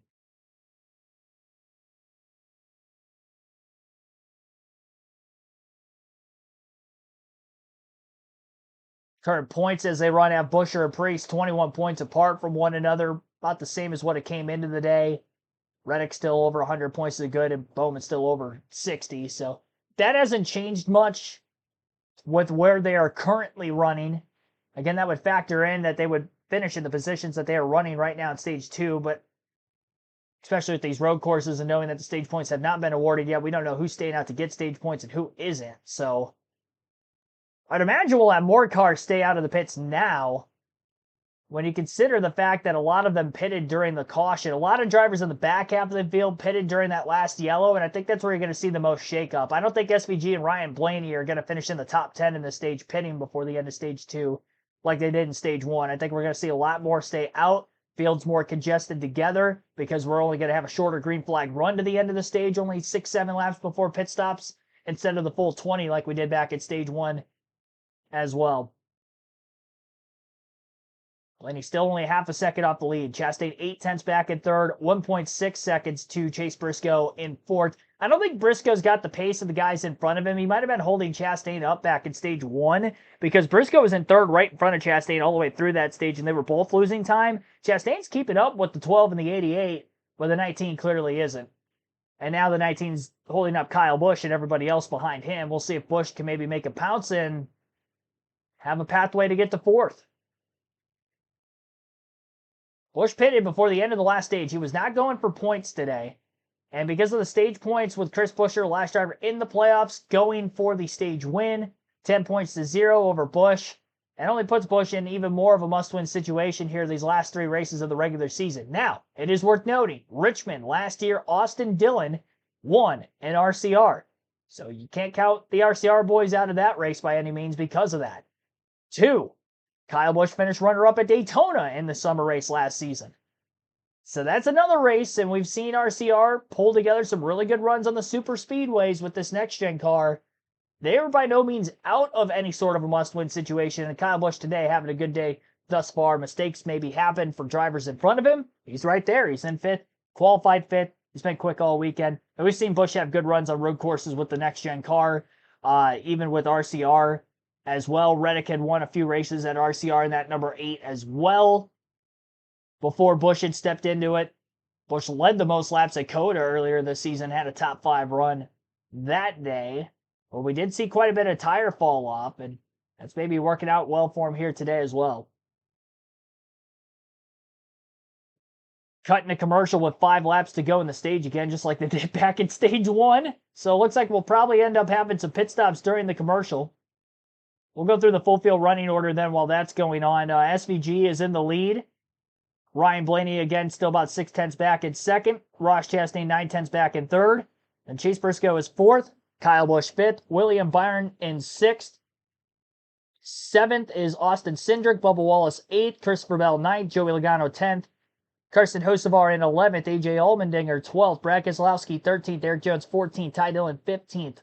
Austin Dillon, 16th. Riley Herbst, 17th. 18th for Zane Smith. Alex Bowman, 19th. Ricky Stenhouse Jr., 20th. Jonathan Nemechek, 21st. Ryan Preece, 22nd. Daniel Suarez, 23rd. Ty Gibbs, 24th. Chase Elliott, 25th. Denny Hamlin, 26th. Chris Buescher, 27th. Tyler Reddick, 28th. Noah Gragson, 29th. And 30th is Cody Ware. Catherine Legg, 31st. Justin Haley, 32nd. Josh Bilicki, 33rd. J.J. Ely, 34th. Todd Gillen, 35th. Michael McDowell was just on pit road, so that's why he's in 36th. He was the first to pit under green. Cole Custer, 37th, last car in the lead lap. Josh Berry still in the race, but a couple laps down in 38th. And Kyle Larson is back on the racetrack after brake issues earlier. They changed the brake line. They had to change a seal, I believe, on the brake fluid, I would imagine, as well. Broken seal. And he is 15 laps down, but again, on track in 39th. Many more on the pit road, this time by Cindric, Busch, Logano, Hocevar, and many others in the top half of the field. I see Austin Dillon, Zane Smith are also in. Ty Dillon.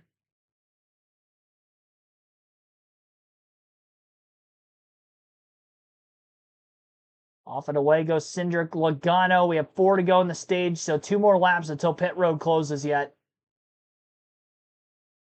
And the 12 and the 1 are right there with the 88 still, so that Team Trackhouse number 88 crew is definitely going to have to get on and off of pit road quickly. They need to have a quicker stop than they just had if they're going to want to be in the front of those on this current strategy of pitting before the end of stage 2. I don't think he'll fall out of the top 3 of those that would be pitting before the end of the stage. We'll see if any of them pit this time. Ross Chastain is coming in. Same with his teammate Van Gisbergen. Blaney stays out another lap. 4 to go here in stage 2 at Watkins Glen, and the man who led the most laps in that stage is coming to pit road. He's great time. Watch the purple. Look at it. Team had a really nice stop goes for clean. As Chase Briscoe continues his stop here on pit road, he said the balance was better that run, but he's still struggling with confidence in 3. Dave. Ross Chastain said I had better turn that time with midfield loss of so 4 here and fuel, and he's gone. So we've got a split at the front, and look at this, between Trackhouse teammates fighting off pit road. Van Gisbergen will win that ahead of Chastain, but we've got a split with Blaney staying out. So Blaney will have the opportunity to pit this time because it's the leader of the race. Coming to 2 to go. Coming to 2 to go. So Blaney can come while coming to 2 to go because that won't close pit road. So SVG's on pit road or off pit road. Let's see what Blaney does. If he pits, then it'll be where he rejoins the racetrack. Now it's a stage win, which is a playoff point. So Blaney might say, you know what? I want to take the playoff point. His car is so good. This is a tough decision. Let's see what he does. Wow. So Blaney is going to stay. I don't know if that'll allow anybody else. Nope, they're all married to this strategy now. So all of these teams are going to stay out and get points. That's a real shot for a lot of guys. I was shocked we'd see this many guys stay on the racetrack.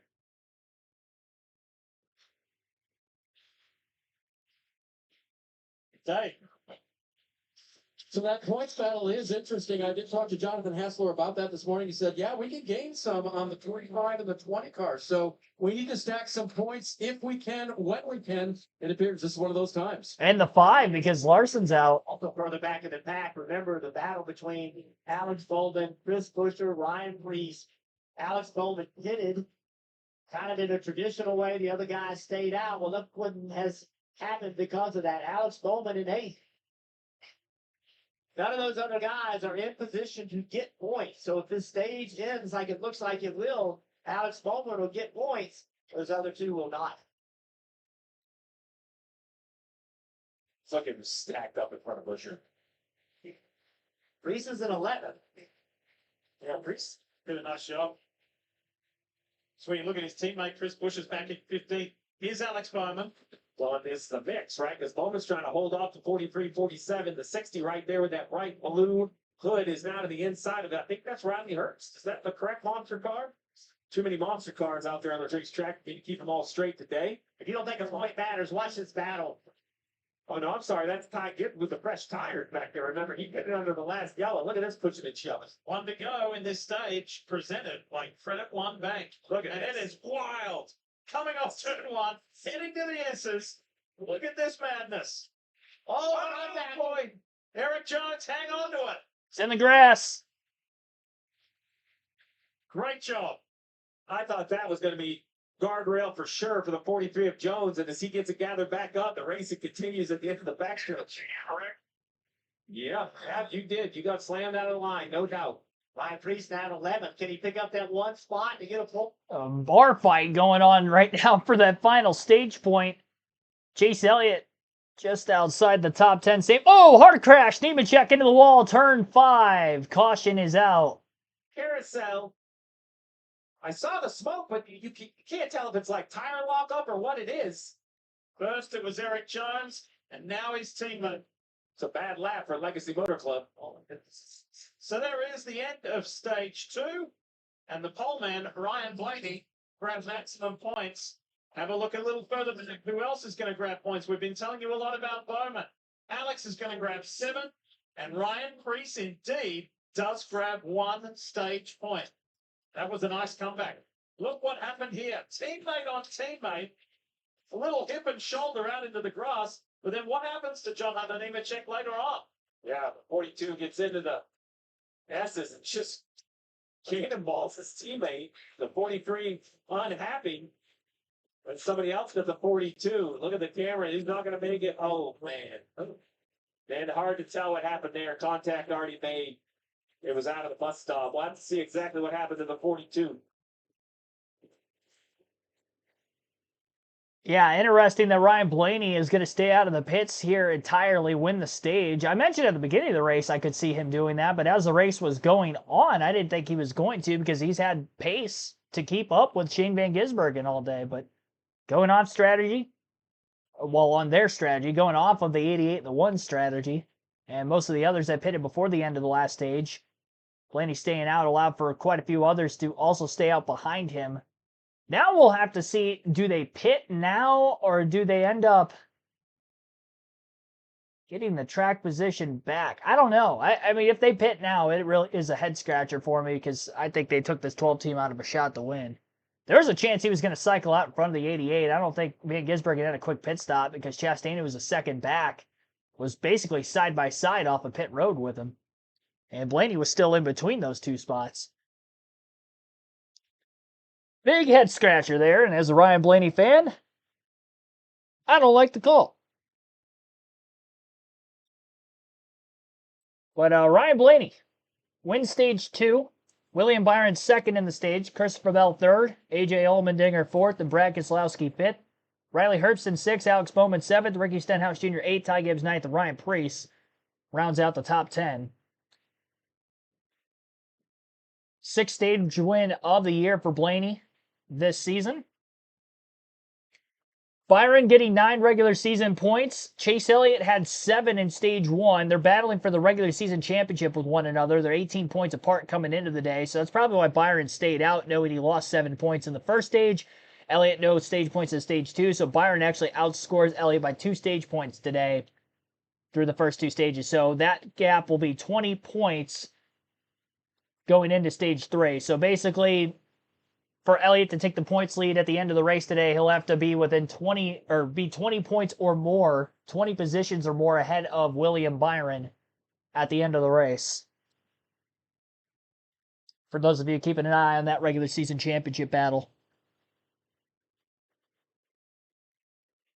Yeah, Blaney's definitely got a good car. Chastain looking really quick there too. I think the 3 guys to beat right now are the 12, the 1, and the 88. I'd say the 88 number 1, and then you can pretty much intertwine the 12 and the 1. I think whoever has the track position maybe favor the 12 just a slight bit because he's led more laps. We haven't seen the 1 with clean air yet, but in traffic though, we saw the 12 behind the 88. He was keeping up with him there. And the 1 was keeping up with both of them. I do think that the 1 and the 12 are pretty equal. Top. Do you know more than 5 million visitors come here to the Finger Lakes District each and every year? And when you see sites like that, why wouldn't you? There's 5 primary lakes that make up the Finger Lakes, but in the region there's some 11 lakes, and it's just beautiful. Just at this time of the year, maybe not in the winter. But this is what happened to John Hunter Nemechek. Ty Gibbs gave him a little assistance. Yeah, John Hunter is not going to be happy about that. Coming basically at the end of the stage. 42 is definitely a little off the pace, struggling with the handling, but just gets chipped by the 54. I mean, hit it square into the bumper and sent into the tires. I don't really know how you can see it any other way. Now, I haven't looked at the other 49 or 41 laps of the race to know if the 42 got the 54 at some point. That could very easily happen. We might be seeing the retaliation of the frustration, but in this singular event, very clear to me that the 54 just sent the 42 for a ride.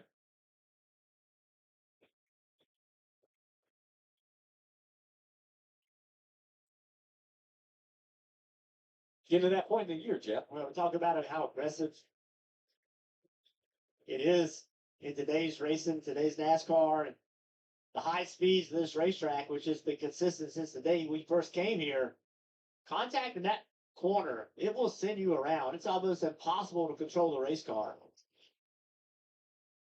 All right, so pit road is open. Here we got the takers coming in this stage 2 break, and just several laps through, was it 3 or 4 laps before the end of that stage, we had our first point of separation between the 2 guys who have dominated this race in Ryan Blaney and Shane Van Gisbergen. Kim, AJ Allmendinger's in. Yeah, pits from the 4th position. A lot of debate on the radio whether they would stay out or come down and pit, ultimately deciding fresh tires were worth it because he was very loose to the right-handers, Dave. Interesting you say that, Kim. Brad Keselowski told me this morning, tire will be a factor. Their fall off, the fact that we may want them to make our way, and tires, they'll take theirs here and head out pit road. Seen 2 guys there who would really love to. They need to win to race their way in to the 2025 NASCAR Cup Series playoff. After today, only 2 to go.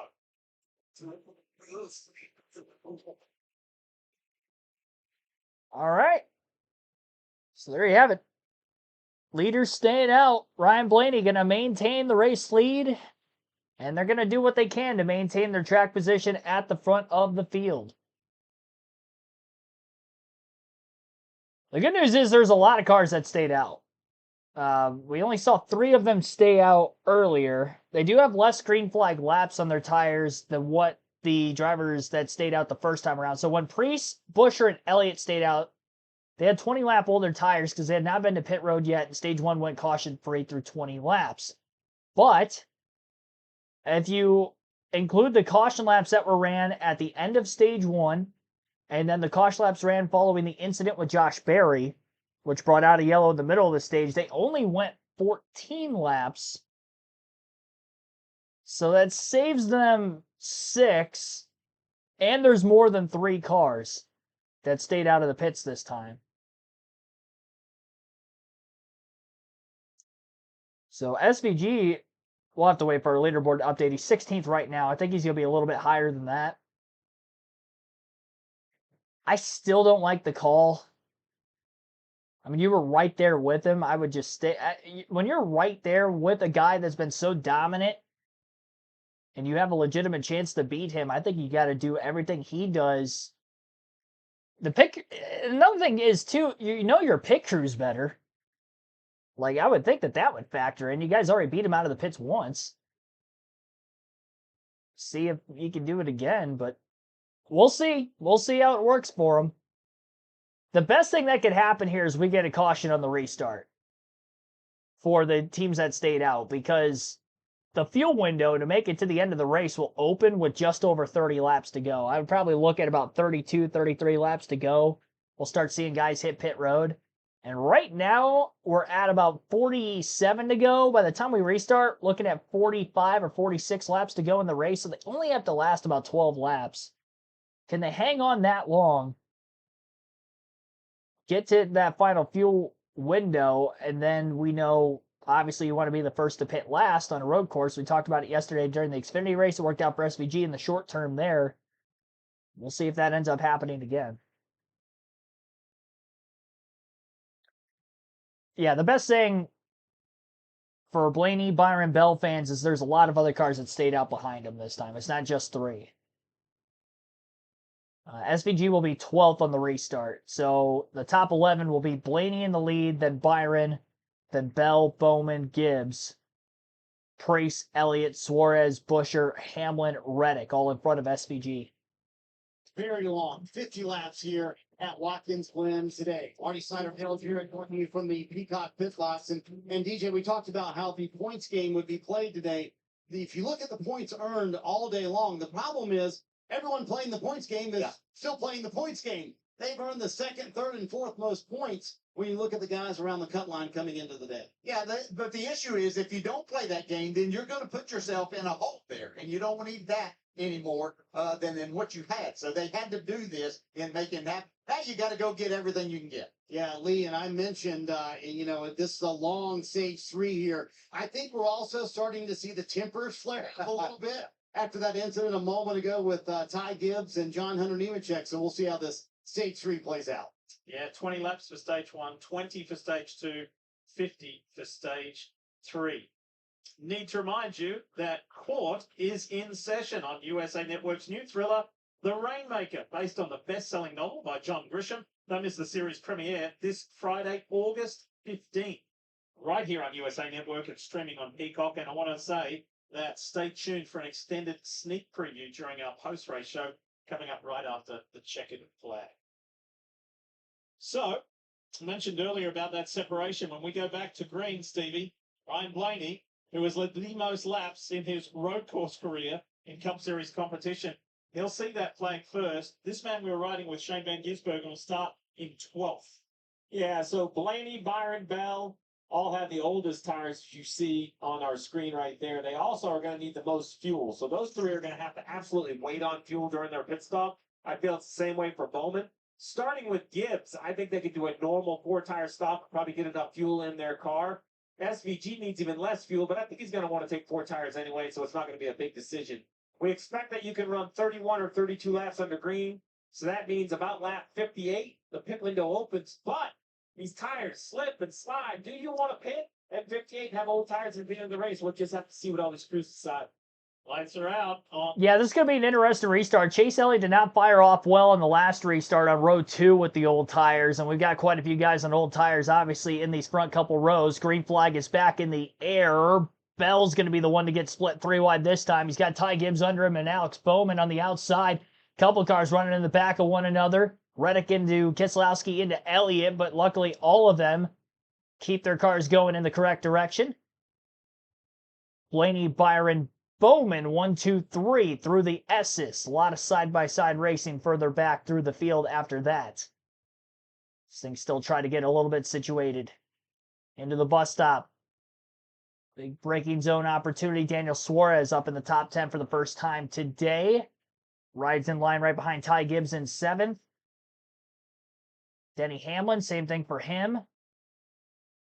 Flirting with a top 10. He's currently in 11th. With the number 11, and Shane Van Gisbergen again restarted in 12th. Got by 3 cars initially through the first couple of corners up to 8th place. So he's got 7 cars on old tires in front of him. We'll have to keep an eye on his battle. Kyle Busch sails it off into turn 6, 3 wide underneath Denny Hamlin and Tyler Reddick. If he can get by Denny Hamlin on the outside, this is going to be awesome that he gets by Ross Chastain. Oh, Busch gets turned. Well, so much for that. And a wheel lock between the 11 and the 8. I think Chastain got into Hamlin because it looked like he kept his nose underneath the 11. Chastain might have clipped the right rear of Hamlin and then knocked him up into Busch. And there was quite a bit of wheel-to-wheel contact between the 11 and the 8. Busch basically spun out, but then got saved by the 11, slamming back into him again. We'll have to get a replay of that, but that's what it looked like to me. I think Chastain kept his nose underneath the 11. Oh yeah, he definitely got into him. Yep. I'll tell you what, every week, Chastain or host of ours running into somebody. If it's not one of them, it's both of them. Some things just, they never change. I figured that's what happened because they were 3 wide going into turn 6. It looked like they got through there pretty clean, but then when they got into 7, Chastain wasn't willing to lift to give up the position on the 11 and the 8. He had fresher tires than Denny Hamlin. If he just would have waited, he probably would have gotten him in turn 1, but he wasn't willing to wait. And unfortunately for Kyle Busch, he reaps the disadvantage there of Chastain causing that stack up. And now Busch is outside the top 20. He's in 28th. Denny Hamlin is back to 34th. Neither of them have been to pit road following the contact. Ryan Blaney out to a 1 second lead over William Byron in second. 2.4 seconds over Alex Bowman in third. Christopher Bell 2.7 seconds back in fourth. Ryan Preece 2.8 seconds off the lead, rounding out the top 5 in fifth. Shane Van Gisbergen battles with Ryan Preece for that 5th place position. Big bounce off the curb by Preece exiting the bus stop. SVG really tight on his heels through turn number 5. Rounding the curb much better than Preece. Preece slides wide up out of turn 5, trying to get back to the gas as soon as he could. Allowed for him to barely hang on in front of SVG for at least another corner. The longer Van Gisbergen stays behind everybody in front of him, the more it buys Ryan Blaney time to get out to as big of a lead as he can.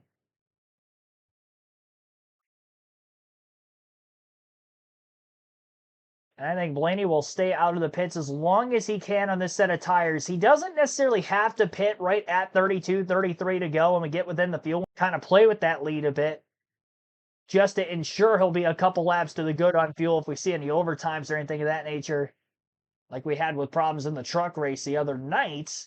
The drivers that pitted right at the edge of the field window, but you still want to be in the first cars to pit last. Control your own destiny late. This being a road course, won't fall a lap down by pitting early, and you can cycle in front of everybody else who would have to pit after the yellow. Tim Brown, thanks for tuning in. Still the 4Bs. Yeah, just a different order. Probably not going to be that way for long, though, because SVG was able to get by a Preece before the bus stop the last time by, and he's quickly all over Christopher Bell for 4th. Next highest in the running order of those that would have pitted for fresh tires outside of SVG, I believe, it would have been Kyle Busch, but after the contact that Busch had, I think he's Chastain in 12th. So Van Gisbergen getting through the drivers after the race start well better than anybody else who had pitted before the end of stage 2. And Gisbergen moves into 4th as he gets through turn 1, clears Bell up off the exit of the corner. And we are at 42 laps to go in this race.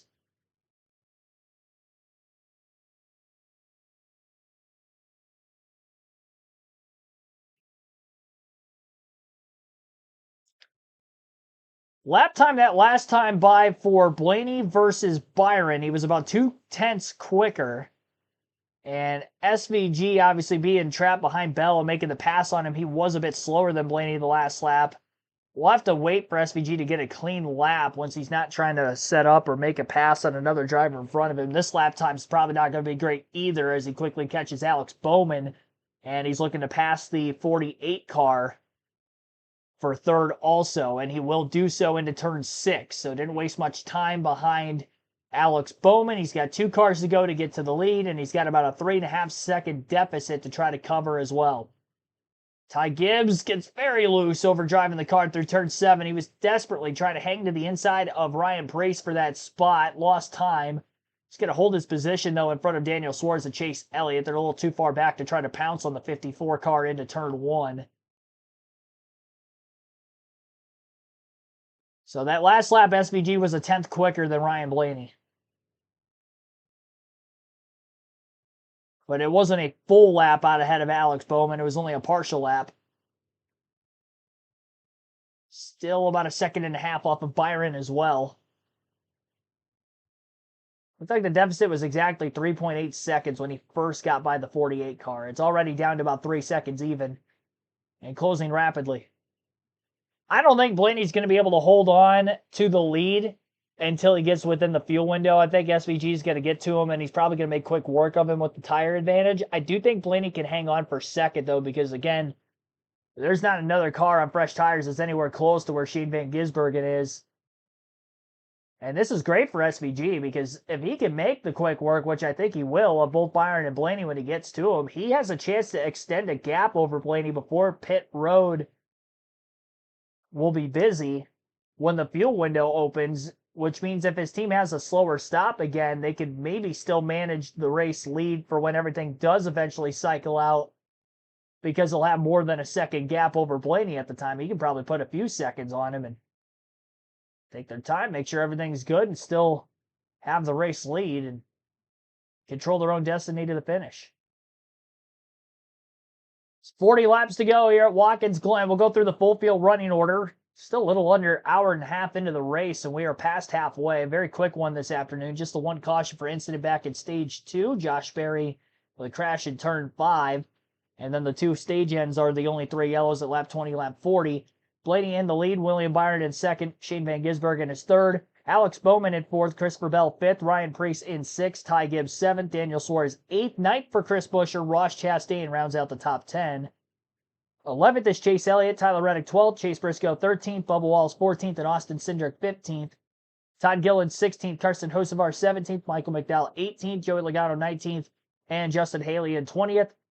Austin Dillon 21st, Brad Keselowski 22nd, Riley Herbst 23rd, AJ Allmendinger 24th, John Nemechek 25th, Cole Custer 26th, 27th for Kyle Busch, Ty Dillon 28th, Ricky Stenhouse Jr. 29th, and Zane Smith in 30th. Eric Jones 31st, Cody Ware 32nd, Denny Hamlin 33rd, Noah Gragson 34th, 35th for Catherine Legg, Josh Bilicki 36th, JJ Haley 37th, Josh Berry 38th back on the lead lap. He got the free pass at the end of the last stage. Still off the pace, and then Kyle Larson still 15 laps down after a brake issues earlier. On track last in 39th. Carson Hocevar, by the way, went for a spin in turn 1 while I was going through that run down to the leaderboard. Chase Briscoe making his way by Chase Elliott into the bus stop. That pass was inside the top 10 and made for 11th, actually, just outside the top 10. Chastain's up to 10th. So Elliott cycling backwards a couple spots. SVG still in third. Rather second now. SVG's in second place. He got by Byron also while I was going through the running order rundown. We'll take a quick break. Side-by-side commercial break continues on USA Network. Our coverage here on KRC on the other side.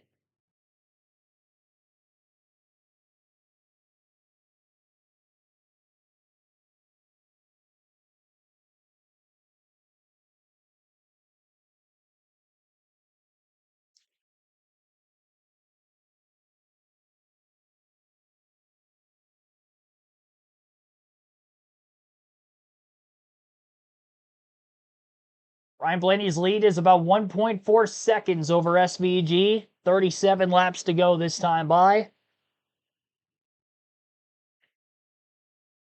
May end up seeing some green flag pit stops come up soon. I still think we're about 4 or 5 laps away from starting to see cars pit for the first time in stage 3. And the only time if we do go green all the way through this final stage, which we have not done so far this weekend.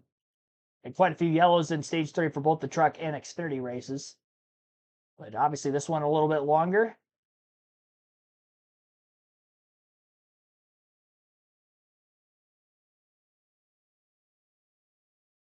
Seen those guys up at the front of the field struggle on those older tires. They're slipping and sliding around a ton. I think that was Ryan Preece out of turn 7 the last time by. He was really working his race car hard just to keep it in control. Blaney's put 3.5 seconds over William Byron back in third place. He's 7.2 seconds ahead of Bowman in fourth, but SVG is only about half a second back and closing fast on the leader from second place. It looked like Michael McDowell was the guy who got into Carson Hocevar's, a little Spire Motorsport teammate contact as Hocevar goes for a spin. And here's the battle for the lead, which might not be much of a battle. We'll see how long Ryan Blaney can hold on, but he's got 16-lap older tires, 14-lap older green flag lap tires. SVG looking to the inside into turn 6. He's been able to make a couple of passes right in that same area of the racetrack, and that was no contest, as I was expecting. Charges the corner hard. Shane Van Gisbergen into the lead. This is the first time he has led since early in Stage 2. He hasn't led many laps today. Ryan Blaney definitely has led the most. Blaney's led for 35. SVG now 13 laps led as he leads that last time by at the line. Still 36 laps to go. And I would expect Bell, Byron, Blaney to be pitting very, very soon. One car just hit pit road. Ryan Priest, Chris Buescher, RFK guys are on the pit lane. Now, we mentioned the window would open here pretty quickly, especially for the Ford. So Ryan Priest comes in pit road, says to his teammate Chris Buescher, Priest has been very happy with the long run speed today. He's going to need it with 36 to go, Kim. Well, the biggest complaint, Chris Booker, took another air pressure adjustment to try and give him grip for this last run. Ty Dillon, Tyler Reddick are also on pit road for a 4-tire stop. Slow stop for Priest, 16.7 seconds. That's probably going to drop him back a few positions once everything cycles through. Chastain and Briscoe making severe contact into the bus stop side by side. That's the second car that Chastain has made contact with since the restart. First getting into Hamlin, which Hamlin got into Busch with significant contact, and there into the bus stop. Huge hop off the inside curve, getting into the corner. Slammed right into the door of the 19 of Briscoe. Briscoe loses an extra spot to Austin Cindric in the 2. And Chastain looked like he was battling with Bubba Wallace in the S's and making contact with him and about ran him into the guardrail. Well, I'll tell you what, Chastain's being extraordinarily aggressive right now. That's what, 3 cars he's made contact with since the restart about 7-8 laps ago. Good grief. Byron into the pits, same for Wallace, Busch, and Gilliland.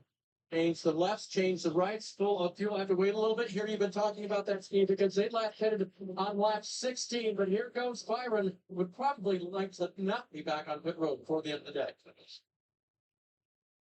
Quick stop for the 23 team, 10.4 seconds, over 13 seconds for Byron. Of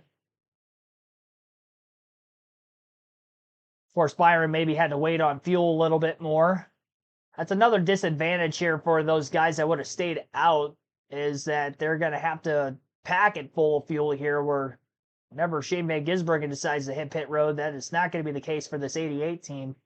Blaney coming into pit road from second. He was 3 seconds off the lead already at the time of his pit stop. For decisions earlier in the day, for Bell and SVG, I think you stay on the racetrack and try to have some fresher tires for late in the race. Tell us more, Doug Burns. Coming to pit road now, Lee. The car's been just a little bit tight for Ryan Blaney. Doesn't want to turn, but he said it was better than the first run during that second run. And imagine what's been doing since he watched FBG around him, some of the moves that he's made. He just saw another. He learned enough, so wouldn't it great thing, Kim? Austin Dillon coming off a top 10 finish in Iowa, his first top 10 since Texas in May. That car said like it's no forward, it's still lacking. They make an adjustment to get out of the carousel better. 15.7 second stop for Blaney. Austin Dillon, Cole Custer also on pit road. I would expect Bell to probably pit here in the next lap or two. He is on the same strategy that the 24 and the 12 were, so he's got to be getting light on fuel. And then Bowman would have had a few extra laps of gas in the third spot now currently. Top 5 has Shane Van Gisbergen in the lead, Christopher Bell second, Alex Bowman third, Ty Gibbs fourth, Ross Chastain fifth. The large majority of the field still have to pit before the end of this race yet. So we'll see how this cycles. Want to be the first to pit last. And some of those drivers already in, but many of them still out on the race course. They'll stayed out at least one more lap that last time by the start-finish line. SVG's got about an 11.5 second lead to the 20. So 15.7 second stop for Blaney's crew. They had to wait on gas a little bit. He was 3 seconds off of the lead. He's probably getting a little bit of that time back on fresher tires right now. So we'll see if he'll cycle back in front of the 88 once Van Gisbergen pits. Chase Elliott is in. Same for Daniel Suarez. and a penalty on pit road for Cole Cussy. It's a great point, Kim. When we talk about tire wear and rear grip going away, the left side seems to be the challenge as the 54 drops his left side. He's under attack by 22 of Logano. Logano Gibbs side-by-side battle for 7th on track. Logano gets by. Keselowski will follow the 22. And the 54 is under heavy duress from a few other cars. 3 wide out of turn 5. McDowell up the middle and then gets out of the gas. Thought better of it down into turn 6. Had to let A.J. Allmendinger go. The 16 will get by Gibbs in 6. Ty Gibbs bleeding positions with those on fresh tires around him. We'll see if he comes into the pits this time. He does not. He's going to stay out on the track again. He was one of those that stayed out of the pits. Christopher Bell is finally in. In the moment. I think that's what you're seeing in the 54. Bell, Bowman, and Haley are on pit road. Ty Gibbs' teammate Christopher Bell coming down pit road. He said no room to handling of the car to Adam Siemens, but he did say the brakes are starting to go a little bit long, and he's going to have to wait on fuel, Dave. All good right now for Alex Bowman. He'll be on and off the pit road. Lefts get changed first. Rights get changed second when you're at Watkins Glen. Drew going after it. This should get him to the end. Where can he end up? He's good on points now, but does not have that win to ensure him in the playoff. 11-second stop even for Haley. 13 flat for Bowman. 17.5-second lead for Shane Van Gisbergen over Ross Chastain. Those two are on the same strategy of both hitting pit road before the end of the last stage. They pitted on the exact same lap as well with 3 to go in the stage. But SVG was able to get through traffic much quicker and cleaner than that of Ross Chastain. So put some time on him. Stu, Troy the Great, thanks for tuning in as well. Still cycling through green flag pit stops here in the final stage. We'll go through the top 10 for the moment. Shane Van Gisbergen is in the lead. Ross Chastain in second. Austin Cindric third. Chase Briscoe fourth. Joey Logano in fifth. 6th is Brad Keselowski. Riley Herbst 7th. A.J. Allmendinger 8th. Michael McDowell 9th. And Eric Jones runs out the top 10. The monster cars, Gibbs and Herbst on pit road. All the way around for the 54 team from the driver's seat, also from the pit box as well. 31 to go and fresh tires, and they lose the jack as they try to go between left side right side. Stevie talked about the countdown to green needs are just tough on everybody. For cars on pit road right now. We covered it last week in Iowa, this new move where the jack man swings the jack behind his back, and they make it look very, very simple, but now going in reverse. The handoff normally between the quarterback and the running back. This is from the jack man to the jack man. So let's take a look. He's going to hang the right rear tire. Watch this man right here. He picks it up. First, he loses the grip. Oh. He loses the handoff behind his back. So just a messy pit stop all around for the jack man on the 54. And when the pit box, John was hit. Yeah, they make it look so effortlessly when they do it perfectly, and it looks very, very ugly when not done at its best.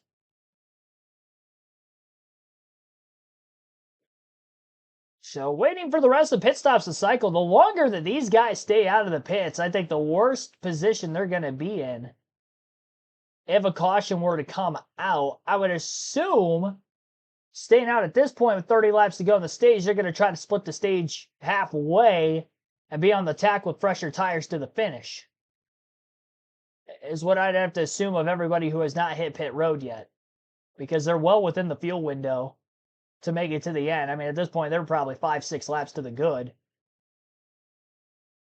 And they still got about a third of a tank of fuel, according to the fuel remaining chart that is currently showing on the leaderboard for USA Network. Not on our leaderboard. I don't have any graphics like that. We got too much of other stuff that in the end doesn't really mean as much. That's what we have on our leaderboard. 29 laps left, though, for Shane Van Gisbergen. We'll have to see where Ryan Blaney cycles. Right now, Blaney's in 21st. Make that 20th. He just passed Josh Bilicki. And he's about 38 seconds off of the lead. If he gets a few seconds more forward, I think he can cycle out ahead. William Byron is actually ahead of Ryan Blaney. So Byron pitted about 2 laps before Blaney, and that was enough for Byron to cycle out in front of the 24. I do believe the 24 team also had a quicker pit stop than the 12. So Blaney 19th, Byron 18th in the current running order. I'll refrain from going through the full leaderboard until after everybody has made their final stop here in stage 3. So I'll just go through the top 10 quickly again. Shane Van Gisbergen in the lead, 19 seconds ahead of Ross Chastain. 19.4 on Chase Briscoe in third. Austin Cindric 20.4 off the lead in fourth. Brad Keselowski 21.4 off the lead in fifth. Joey Logano 23.9 back in sixth. AJ Allmendinger 24 seconds off the lead in seventh. Eric Jones 24.3 back in eighth. Michael McDowell 9:25.4 seconds off the lead. And John Nemechek 25.9 seconds off the lead. Good to see he's still running in this race. Decent considering the back bumper damage after hitting the tire wall on the outside of turn 5 in the carousel in the last lap of stage 2. Michael Yeo, welcome to the stream. We'll take a quick break here. Side-by-side commercial break coverage continues on KRC. By the way, Briscoe and Chastain have caught each other. Briscoe doesn't look too happy with Chastain, so more on that here in a second. He was all over his back bumper going through the S's. I don't think he's done yet. Chastain, he's going to be driving for his life right now. It's going to be a fun little battle to watch. It's currently a battle for second place between the 1 and the 19 as well. And Chastain's starting to hold up quite a few drivers, not just Briscoe, but Austin Cindric and Brad Keselowski are right there. 4 cars under a blanket going for second. Shane Van Gisbergen onto pit road for what would be his final stop of the day if things stay green to the end. 28 to go. Watkins Glen. Shane Van Gisbergen comes to pit road, and this was the plan all along. The sprint stage 3. In fact, they got to put SVG in on it. She worries, and I'm in no hurry to tell me when to come to pit road, and 0 complaints on the handling of the car, Dave. And you can see how far behind Ross Chastain was there in the 1 car.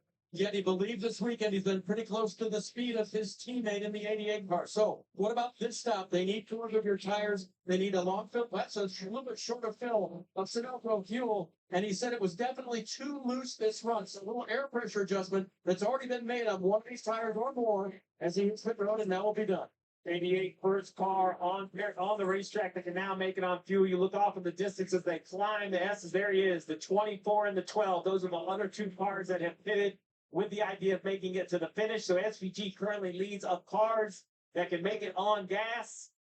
Nice job by Byron and Blaney running great laps on those new tires. They've closed that gap on SVG. Now, unfortunately, though, SVG has the position and the pressure tires. Came in with a 19.7, basically a 20-second advantage. Bumper. Clear.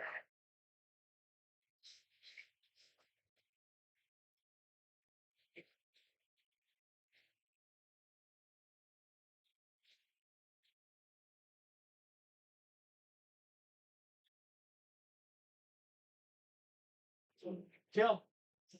Yeah, and for AJ, they wanted to go a little bit longer to try and have some tire advantage for the last run. AJ saying the car does not have enough grip to make the moves he feels like he can if he had grip. So they'll try and make an air pressure adjustment for fresh Goodyear tires and Sunoco fuel. So Chase Briscoe leading for the first time today as he stays out on the racetrack for yet another lap. That's 2 laps after Shane Van Gisbergen and Ross Chastain in front of him had hit pit road. Austin Cindric, Brad Keselowski are battling nose to tail tightly now for the current second place spot. Keselowski having a pretty decent run for a road course. I haven't seen that much out of him in the next gen era, but here he is at Watkins Glen having a decent day. He's finished runner-up 3 times here, though. Those were all in the Car of Tomorrow years back in the early 2010s. Hasn't had many great runs at Watkins Glen since those times, but getting good performance so far today. Austin Cindric will come on to pit road just in front of the 6. Brought much better speed. A really good job of improving. Austin Cindric and the snap-on Ford comes to pit road, so that changes that picture, Dave. It does, Lee. And when you grew up racing all kinds of different cars on tracks like this, rights and lefts, you always have one eye from the competition on you. The car's been pretty good for Austin today. Fired off better on that run, a little better balance. So they'll leave it where it is as they change tires and add fuel to get to the end.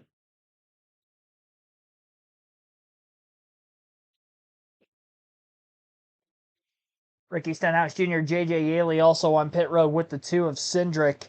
I think Blaney should have pitted sooner. I think he should have pitted before the end of stage 2 is what I think he should have done. I think he should have been on the same strategy as that 88. Because now, Van Gisbergen cycles out with the lead because of the tire advantage he had on the restart, was able to get out in front before everybody came to pit road when the fuel window opened. And on top of that, he's got a couple second advantage over Byron and Blaney, and he has fresher tires. So he's only going to put time on them. There's no chance that Byron and Blaney will be able to keep up if this stays green to the end. And even in the event that we end up catching a caution, depending on whether you want to pit or not in the late going of the race, if you stay out, you're still going to be at a tire disadvantage on him. It's going to be tough to get by SVG at this point. I thought they were in a better position to try to win the race had they pitted before the end of the stage. Same really goes for Byron, obviously, too. Bell, all those guys who were up in the top 5. The only thing is with Byron is that he is going for the regular season championship. And I think the only reason he stayed out is because Chase Elliott did in stage 1, so they kind of canceled out their bonus points and stage points, and Byron actually outscored him in the stages a bit. Joey Logano, Carson Hocevar are the next to pit road. Hocevar also come to pit road. He was running inside the top 15. Oh, the 8 and the 99 here heading into the bus stop. It gets really tight through here. Very narrow, 99, like we saw earlier. That's right. Ross Chastain just hitting that curve on the inside edge. Well, you enter Up the racetrack. Right, you enter, Jeff, because you have to leave the 8 room off the right side guardrail, and you just get too low, and you end up driving into that pothole for not a better description. It's almost not enough room for 2 wide on a corner entry. You have to really give and take. And on the outside, he's not very happy, right? He's just got run into. He's able to bounce back out just ahead of his teammate in Austin Dillon. So cycling through, Eric Jones has now just hit pit road. And as everybody cycles, Shane Van Gisbergen continues to climb. He's up as high as 5th right now. So it's Briscoe Keselowski. Yeah, Jones, Nemechek, Zane Smith all onto pit road here this time. Only Briscoe, Keselowski, McDowell, Gregson still have to hit pit road that are in front of Shane Van Gisbergen at this point. And I believe potentially Busher, Wallace have to pit too. I think Busher's been to pit road. I think the 23 of Wallace still has to pit. I could be wrong on that. If I am, I don't know how he cycled up inside the top 10, but if that's the case, he's got a good run going for him. 12.4 seconds is the difference between Shane Van Gisbergen and our current race leader, Chase Briscoe. Briscoe, Keselowski, McDowell, Gregson, again, still have to hit pit road. They are the top 4. Shane Van Gisbergen rounds out the top 5 at 5th. Another side-by-side commercial break on USA Network. 23 laps to go. Our coverage continues on KRC here at Watkins Glen for the NASCAR Cup Series. I didn't go over the chat poll at the end of stage 2, but I did close it out. Shane Van Gisbergen was the favorite to win the race today, 42% for you guys, the fans. 31% of you took somebody other than Byron, McDowell, or SVG for the win. McDowell, 15% of the votes, and Byron, 10% of the votes. Race review to where we're at right now. Stage 1 went caution-free at the beginning of the day. Top stories in that stage, Kyle Larson having a brake issue, had to change a brake line, a seal as well on the brake fluid, I believe. The seal was broken. So had to pull into the garage area to make those repairs. He's 15 laps down on track, currently in last. Nobody else has dropped out of the race for him to gain any position since then. Ryan Blaney, who started on the pole, was able to hang on to the lead in front of Shane Van Gisbergen a majority of that first stage, but staying out to get the stage points and the stage win was RFK's Chris Buescher. Buescher currently sits in 6th, actually looking to make a pass for 5th on Michael McDowell. So Chris Buescher in the 17 car. Pretty solid run for him. And he was able to get some stage points earlier as well. Ryan Blaney stayed out to get the stage points in stage number 2 after leading most of the way through that second stage again. Surprised that he ended up doing that. But he did, and then stayed out of the pits at the beginning of stage 3. Only caution for incident that we saw in stage 2 was the Josh Berry spin middle of the stage. That was in turn 5 after contact with Ty Dillon. Got held up by Chase Elliott, who was on older tires in front of him at the time being, so a little bit of an accordion effect. And Barry ended up backing it into the outside wall. John Hunter Nemechek also had some significant contact with the tire wall in turn 5 on the last lap of stage 2. Only cautions we've seen today outside of the Barry incident was the 2 stage ends at lap 20, lap 40. Chase Briscoe just came into the pits the last time by Brad Keselowski in the 6, leads. He's got 8 seconds over SVG. Chris Buescher was able to get by Ryan Blaney for position for 4th moments ago. So Buescher on the attack. Now working on William Byron for 3rd. Keselowski is the only car that has not yet been to pit road for his final stop. And if he's going to stay out as long as he possibly can, he could probably stay out for another 5 to 10 laps. But he will have to pit before the finish.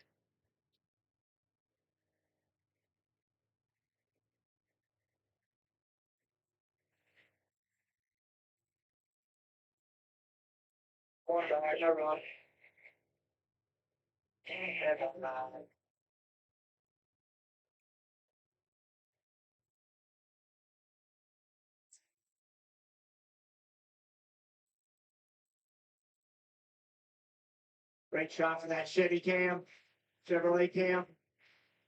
Chase Elliott shows the elevation changes of this racetrack. Let's talk about how fast it is. A small mistake, you find yourself in that wall. And this is a tough day for the driver of the Napa number 9. For a guy who's won back-to-back here at the Glen, 4 road course races in a row in his career. This place is so special with his first win, but sitting in 20th at the moment and still fighting as hard as any of the other guys, right? But He's got more than 4. The way you want to be, where you feel you should be. I don't know why he said 4 road course races. He's got more than 4.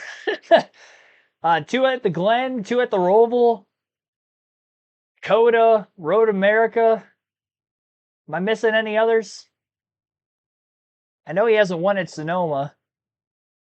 I think he's got 6. I might be missing another. Daytona road course. Didn't he win there once? The Rainbow Caution year? If he didn't win there, then he's at 6. I think he's got 7 road course wins. It's been so long since the last one, I feel like I haven't seen that stat line in a minute. SVG now 6 seconds off of Brad Keselowski. I mentioned that Buescher was running down William Byron for 2nd. That is still the case. They're within a half a second of each other. For 3rd place, it would be 2nd once the 6 hits pit road. Again, Keselowski, the only driver that has yet to hit pit road before the end of the race. Incident-free still in this final stage. And it does look like USA Network is going to a commercial break. I would assume this will be the final one if it stays green to the end. We have 18 laps to go. Brad Keselowski is out ahead. And again, everybody else behind him has already made their final stop, so we'll go through that running order. SVG is in 2nd, William Byron in 3rd. Chris Buescher 4th, Ryan Blaney 5th, Bubba Wallace in 6th. Great run for road course for him here today. Christopher Bell in 7th, Tyler Reddick in 8th, Ryan Preece 9th, Daniel Suarez rounds out the top 10, Kyle Busch in 11th, Austin Dillon 12th, Alex Bowman 13th, Ross Chastain 14th, Riley Herbst 15th. 16th is Todd Gilliland, Chase Briscoe 17th, Ty Dillon 18th, Chase Elliott 19th, Justin Haley in 20th.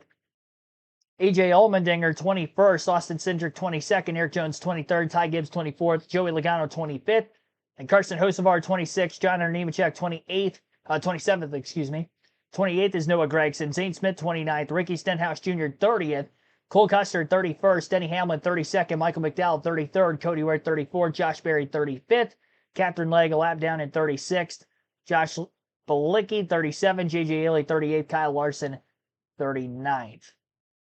So that rounds out the field here, and Brad's still out on the racetrack. Again, he could probably get down to about 10 to go if he wanted to wait that long. And I think the strategy for him now is to just stay out. Maybe more cars come onto pit road than where you would cycle off after leaving the pits now. Try to be on the tack late he is in a must-win situation to make the playoffs after all. We'll take our final ad break of the stream unless we get a caution before then. You're listening live on KRC as we're getting close to the end here at Watkins Glen.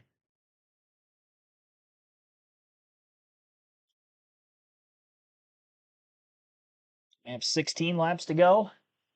This time by. This race has flown by the way. One caution for incident and one of the shorter race lengths of the season on top of it. And here we are with this race still having an hour, 50 minutes. It's only 4 o'clock Eastern. It's going to be the earliest end to a NASCAR race all season. Knock on wood. Figure I knock on wood there for a second. I didn't want to jinx anything. We'll see how this goes. Looks like Brad Keselowski coming to pit road this time.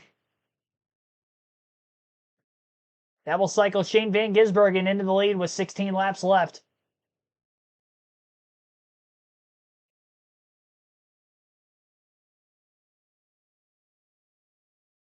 So Brad K pits from the lead, Byron in second, Buescher up to third, and then Blaney fourth, and Bubba Wallace will round out the top 5 and 5th.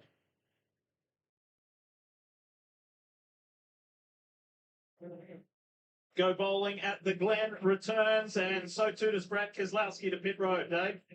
Had to come in for this last splash of fuel for the day and also tires. They know they're going to end up in somewhere in the 20s when they leave pit road, but they will tire advantage. We'll see how much ground Brad can make up. Now, Brad and Mike Page are expecting child number 4 back at home. Meanwhile, Joey Hand was on hand this weekend just in case Brad got the call a little bit early. Joey's an expert worldwide road racer hired by Ford Performance back in 2020 to help the development of the next-gen car for Ford. He's here this weekend just in case, but you know who else he's helped?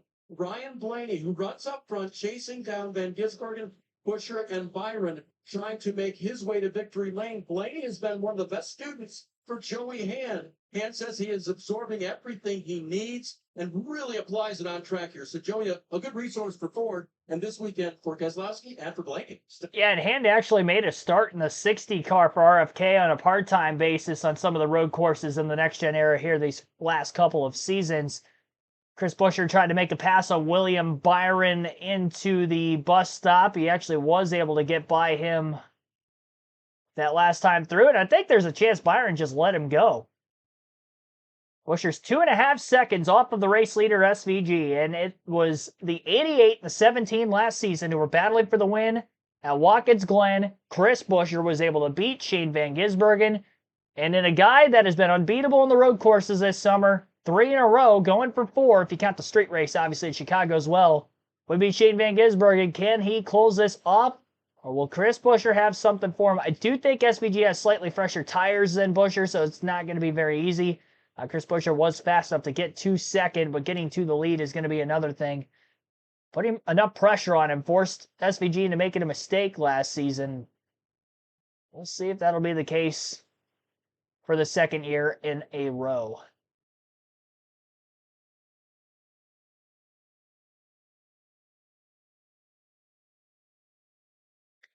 It was announced earlier in the week that Van Gisbergen signed a multi-year contract extension with Trackhouse Racing, so he will be returning to the team for the next couple of years at least. No surprise when you win 3 races in your rookie season to get a contract extension before the end of it. So a full lap after Buescher got to second, SVG was still the quickest car on track by 0.3 of a second over Buescher. Again, he's got a tire advantage. I should say quickest car on track, quickest car in the top 4. Christopher Bell got by Bubba Wallace the last lap. Bell was actually 0.2 quicker than Van Gisbergen in the last lap, though Bell's still 6 seconds off of the lead with just 14 to go. He's got a couple other cars to try to pass for position as well. Bell was the last to pit of the Byron Blaney Bowman strategy, so he does have slightly fresher tires on the 12 and the 24. There's a good chance he can run them down to get to third before the finish. I forgot to submit my fantasy lineup, and I did have Blaney in my garage today, so that's the second week in a row I made that mistake. I realized that at the right at the end of stage 2, and it was too late. So yeah, Blaney in my garage, and he scored the most stage points, and he's in 4th right now, so that's tough. Walk through the field. Marty Snyder kicked us off. Lee, who would have thought this would be the case a year ago? Shane Van Gisbergen looking at a possible 4th straight road course win, and it's rarefied air. The last driver to do that, Chase Elliott, the driver before that to accomplish that goal. Jeff Gordon, who won 6 in a row. SVG is showing what muscle he has at the road courses right now out front cleanly, Kim. Yeah, Chris Buescher running into second position, looking to pick that win here from last year. Remember, during Chris Buescher told us winning solves everything in terms of getting into the playoffs. He's in position now if anything happens to SVG, but they had to give it away points today. Remember, they were the stage 1 winner. They 10 points from that, so they kind of split their strategy. Still running, though, in the second position, Dave. William Byron runs in third now, and this morning I asked his crew chief, Rudy Bugle, what's your get-home lap today? And he thought about it for me. He said, I think we can get home if we pit lap 54. Well, they pitted a lap later than that. So Byron, good on fuel and good on speed today. You guys call him one of the better that is coming through the ranks now. His road course game, very, very good. You see right behind him there, Ryan Blaney in the 12 car. A slow pit stop put them back in the queue, but he's still in the game. But the driver, he wasn't very happy about it. Dave, remember how we started today? Focus forward, please. He has focused forward, Marty, and he is right there trying to stay ahead of Bell and Wallace. Dave, remember how we started the day talking about how Adam Stevens just wanted to build some consistency for Christopher Bell heading into the playoffs. Today is exactly what the doctor ordered. You're right on board with the Toyota on board with Bell. Sitting in 5th right now, and they have told him you are consistently faster than Ryan Blaney right in front of you. We can go get 4th easily, Kim. Well, Bubba Law is currently running in the 6th position. He's finished top 10 in the last 3 races. His longest top 10 streak in the Cup Series, well, that's 4 races. It happened back in 2022. Looking to match that today. What a bragging point if it happens on a road course. We know they hadn't been his strength. A couple laps ago, he said the car was stumbling, so they switched to fuel pump 2. Everything A-okay now for Bubba. As his teammate, Tyler Reddick, runs behind him in the 7th position. Talk with crew chief Billy Scott this morning. Said, man, we have got to find momentum. We had it for a while, then we've lost it recently. Tyler telling me they've been working on their road course program. He was hoping that those work they may have done for the last month would show up today. It has. Running in the 7th position.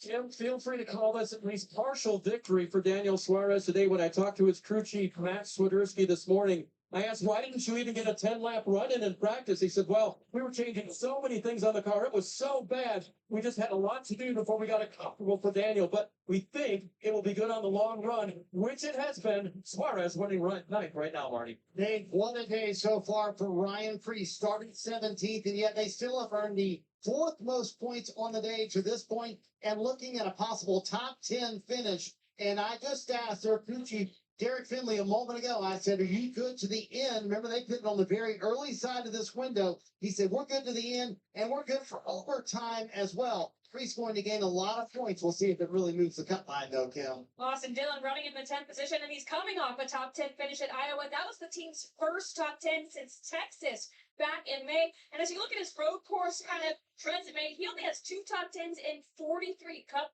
road course starts. Would love to add another today. Talked with crew chief Richard Boswell, saying really just starting to click. We have potential. It's right there. Guys, looks like it's starting to show up for this 3 team. Yeah, that top 10 may get stolen away right here by Chase Briscoe, as it does. But still, 2 really productive weeks for the 3 team from Richard Childress Racing. Back to race to the checkered flag. All 10 laps to go, and they're going to commercial. They've had a lot of commercials in this race today. I don't remember this many at Iowa last week, although there were a lot of cautions at Iowa. I think there were 12 yellows in that race, so probably why there wasn't as many during green flag conditions. We've only had 1 caution per incident today, and then the 2 stage yellows. But with 10 laps to go, we're barely going to eclipse the 2-hour mark here in a couple more seconds. SVG with a 4-second lead and growing at Watkins Glen. You have Chris Buescher, William Byron, Ryan Blaney, Christopher Bell rounding out the top 5. I don't have the chat on my phone anymore at the moment. I did forget the diecast showing. Well, I was going to show it off, but we only have like 10 laps left, so I kind of don't want to get up from my seat and show you guys here in the most important point of the race. If we get a caution before the end, I'll make sure I get a quick diecast showing out before we go back to green. Well, I feel confident about my pick, SVG. I've predicted the winner of 10 races so far this season, which is tied for the most that we've had in the channel since starting the channel. Even before I started doing live commentary content, I'm still predicting the races every week on the channel when we do like the video game streams and stuff during the week. And yeah, 10 was the most that I had in a single season. And that was 2021. A lot of those I picked Larson to win. It was the first year of the channel and making those predictions. And then here we are with the live commentary stuff starting part-time in 2022, full-time in 2023 at the Cup, and then full-time across all three series 2024 onward. I think we're going to break that record today. SVG was my pick to win. Kind of similar to when I took Larson a bunch in 2021 when he was winning a bunch. I took SVG on all the road course races in the summertime, so it worked out well for me. Oh, we might get trouble late. Jonathan Nemechek was sideways. A straightaway between the S's and the bus stop. Looked like he was off-roading out in the grass at some point. We're not clear cut of no cautions the rest of the way, but with 8 laps to go, see if we get one. Shane Van Gisbergen is still holding on to a pretty good lead. Christopher Bell was able to get by both Ryan Blaney and William Byron to get to 3rd place recently. Still about 7 seconds off the lead. He's only a couple seconds behind Buescher, so he may have a shot to go for 2nd. Nemechek very slow coming into the pits. From Watkins Glen, we head short track racing next weekend. Saturday, August 16th, we will see you for Richmond. It's going to be fantastic. Here on USA, 7:30 p.m. Eastern. Prior to that, there's NASCAR Craftsman Truck Series action on FS2 and also the race on FS1 up to the practice sessions. And we have got practice and qualifying here for the Cup Series on True TV. So a big weekend next weekend at Richmond. John Hunter Nemechek comes to pit road because of this. What happened? Heading to the back stretch. Oh, that is not the place to lose it. That's at about 140 miles an hour. That is To climb the S's. Was there contact? It's hard to tell looking back. It was definitely uncomfortable. Yeah, it's hard to tell, but part of me thinks it almost had to be contact. Yeah, far out of line. It was a heck of a save. sure was. That was going to be a big ride at the really high-speed part of the racetrack. Meanwhile, back up front and leading to the tune of 6 seconds is Shane Van Gisbergen here aboard the WeatherTech Chevrolet for Trackhouse Racing.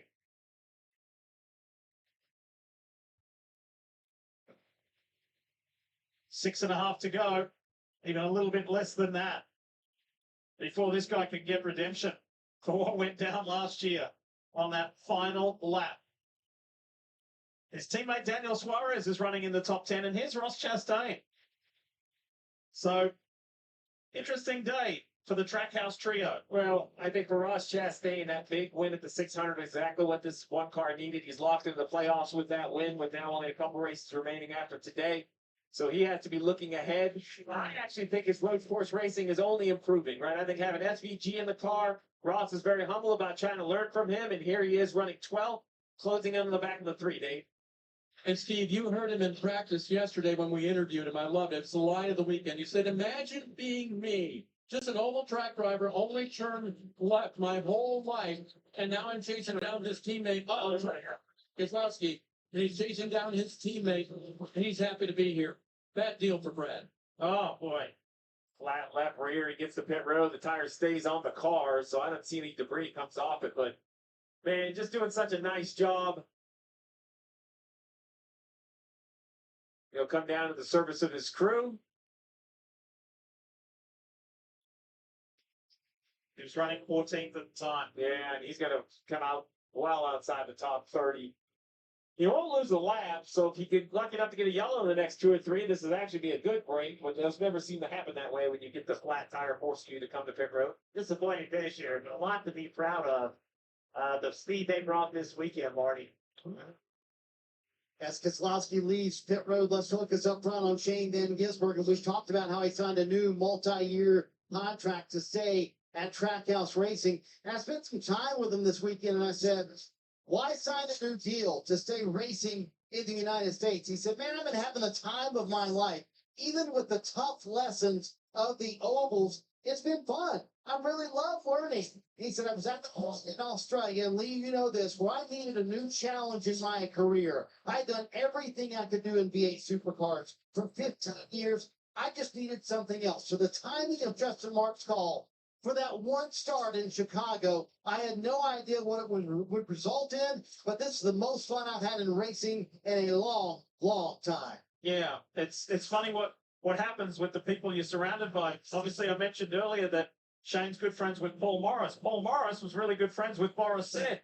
Boris Said was really good friends with Justin Marks. So you link the dots. Justin said, hey, I'm looking to do something pretty cool. And Boris says, well, why don't you get Shane Van Gisbergen over here? So everybody worked together to give this guy an opportunity to win on debut on the streets of Chicago. And Shane himself thought that was going to be a one and done with the Project 91 part of Trackhouse Racing. That Project 91 has had some phenomenal world-class drivers come and racing the cars, but it's kind of taken a back seat now with a future, with some restructuring at the team that's taking place. And this guy we know is going to be in this seat for several more years. From the back of the field, Alex Baldwin, we talked about the strategy they have played today to get points. The second most amount of points on the day.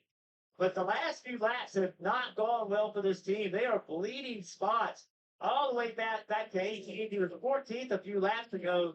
Really slow pace. I'm not sure what's going on with this team, this speed, but think about who he's trying to gain points on. Busher, who is running second. Even though you got all those stage points, you're giving them all back up late in this race. The opposite side of the pylon, you see Briscoe up to 6th. So he's now closed all the way up to really all the cars available. Blaney 6 seconds up the road to be a challenge for Briscoe. Baldo has run down Busher. He is flying.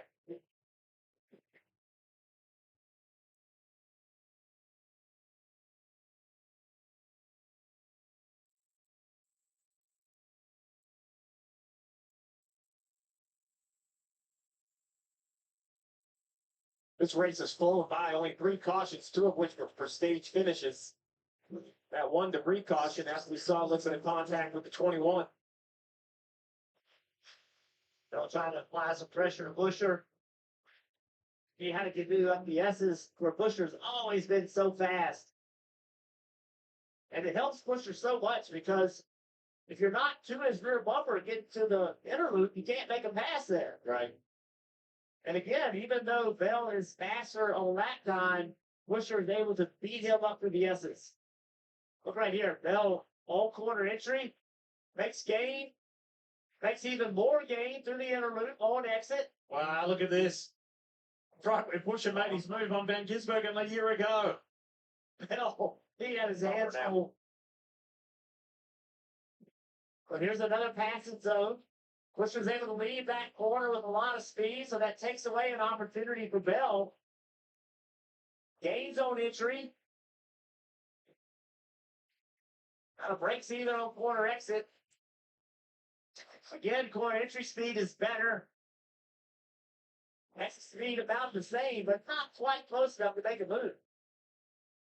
That drive that Christopher Bell put in at Circuit of the Americas in Austin, Texas earlier this year was smooth, was slick. Just the way that he's finishing here. He's 4 laps fresher tires than Busher. That makes a difference. Busher's hanging tough. Saw what Bell did right there, get into turn 1. He just wasn't trying to make a pass. He was just trying to get in Busher's head, make him look in the mirror, Right. make him think about, well, I'm going to have to make a block here to keep him from passing me, hoping he'll make a mistake. He doesn't have a big correction at the start of the carousel. He's got to be way closer. I don't know if he got an arrow wash, but right here, he comes out of this bus stop very efficient and low. See if he can get this timed a little bit better. Much cleaner time that time through for Busher. Top of your screen is SVG clear track ahead. Yep.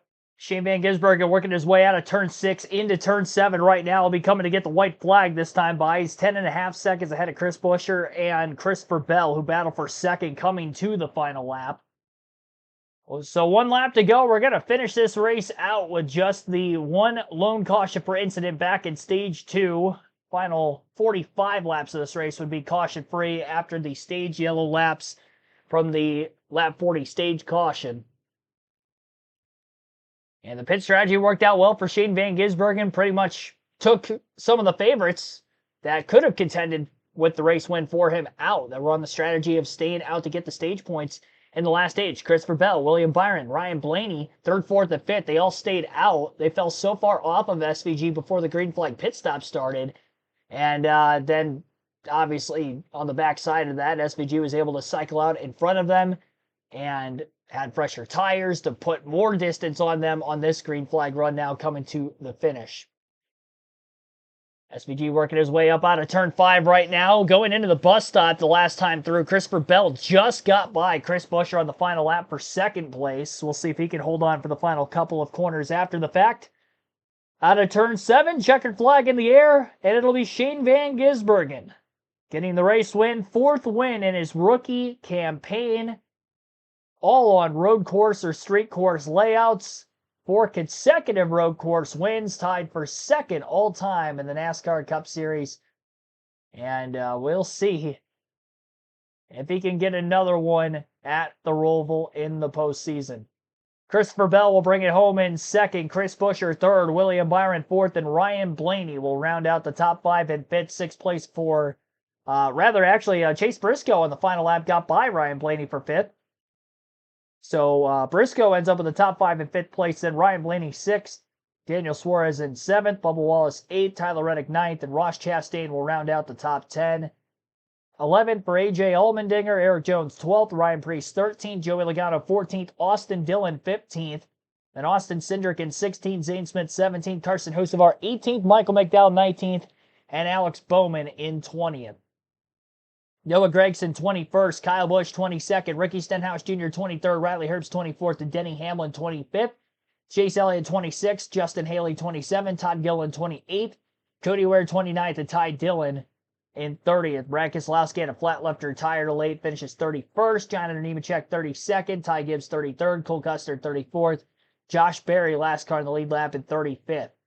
Captain Legg 36th a lap down, same for Josh Bilicki in 37th and 38th, J.J. Yaley. 15 laps down on track after brake issues early for Kyle Larson at 39. So he finishes last, but all 39 cars finished, and 35 of them again on the lead lap at the finish of this race. 2 hours, 10 minutes, and 37 seconds total time on this one. A very fast race today to complete our full regulation length of 90 laps around this 2.45 mile road course in upstate New York. We had 8 lead changes, most of which during green flag pit stops, 8 laps under caution. Again, the 1 for incident in stage 2 gave us the 3 total. Margin of victory, 11.1 seconds for Shane Van Gisbergen over Christopher Bell. And if we look at who led the most laps today, it was also SVG, 38 laps led out of the 90. Second most was Ryan Blaney, who ended up winning stage 2 today. He led for 35 laps. Chris Buescher led for 5 laps today, 6 for Chase Briscoe. 1 lap led for Ryan Preece, 5 for Brad Keselowski. And that was it. Chris Buescher did win stage 1 and then ended up finishing in 3rd as well. Xfinity fastest lap of the race, and that bonus point award, I believe, was Shane Van Gisbergen with a 73.5. Let me look just to see if anybody had better. Chastain, 73.434 on lap 27.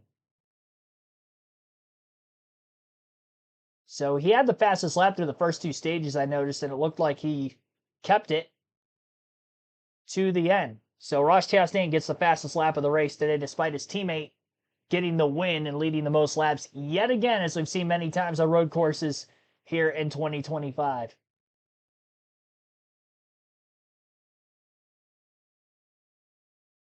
So we'll still have our brief post-race show. We'll get an interview with our race winner, Shane Van Gisbergen, as soon as he's done burning it down on the front stretch here at Watkins Glen International. We'll highlight the Fantasy League here in a moment to see how all that shaped up as well. But first, SVG, who just blew the rear tires off the car in the burnout.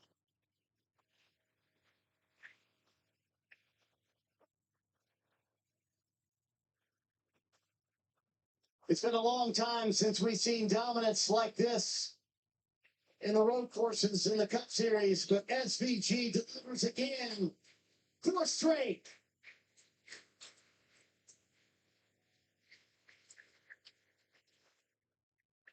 And of course, with the SVG win, there's a rugby ball involved, but the team hugs first.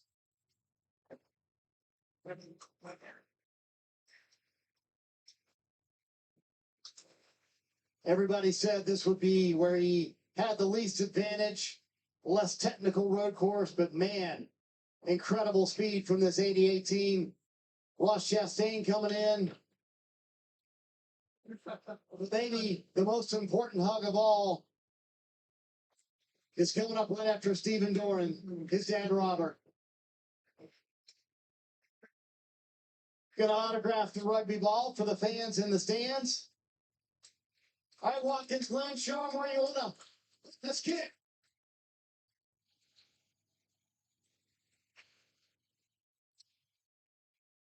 What a day for this race team. Jess coming in as well. And Justin Marks. So does Watkins Glen haunt you no more? Oh man, good to get that one back. Thank you everyone for coming out. What an awesome race. The last stint was a bit, we cleared out, but the battle coming back through, I had a lot of fun. And thank you to WeatherTech, Trackhouse. Car was just amazing again. And to get another win, and I definitely gave that bus stop wall another meter on that last lap. So, but yeah, awesome.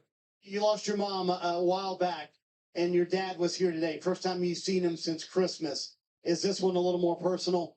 Oh, it's just amazing to have him here. It's been a very tough year, Dad, and yeah, he hasn't been able to travel, so have him here for the next 3 weeks and share this with him. It's amazing. If I would have told you as we stood in victory lane at Chicago that you would be standing here, 4 Cup Series wins on the season, a new contract in hand, would you have believed me? Yeah, but that's the stuff you dream about, right? And I'm just a very lucky guy to get to drive for an amazing bunch of people and just execute. Man, the day just went flawlessly, and I can't believe it. Really enjoyed it, and thanks again, everyone. You have 22 playoff points in the bank now, which is insane to think you would sit right now before it gets reseeded as the number 2 seed. What can this team do in the playoffs? That could carry you into the second round where there is another road course. Yeah, who knows? But it ain't going to be easy. That's for sure. The first round is some very difficult left-handed tracks for me, but I'm getting better at it, and I'm enjoying myself, and it's a challenge, you know, but that's why we're here, and we'll have a proper crack. Okay, SVG delivers here at the Glen. Finally, after coming so close last year, Lee, he comes through with a win. We'll have a proper crack. That means have a proper go. If we get any other interviews before we go off the air, you'll get to listen into that as well. Again, that was our race winner, Shane Van Gisbergen. You can join our NASCAR Fantasy League on the NASCAR.com website or the NASCAR mobile app. Chance to win 2 tickets to any NASCAR race if you're choosing the following season. If you win our regular season and or playoff championship coming into this week, we are getting close to the end of the regular season on the KRC League. KRC, by the way, in all capital letters, space, capital L on League. Put the name in the chat down below.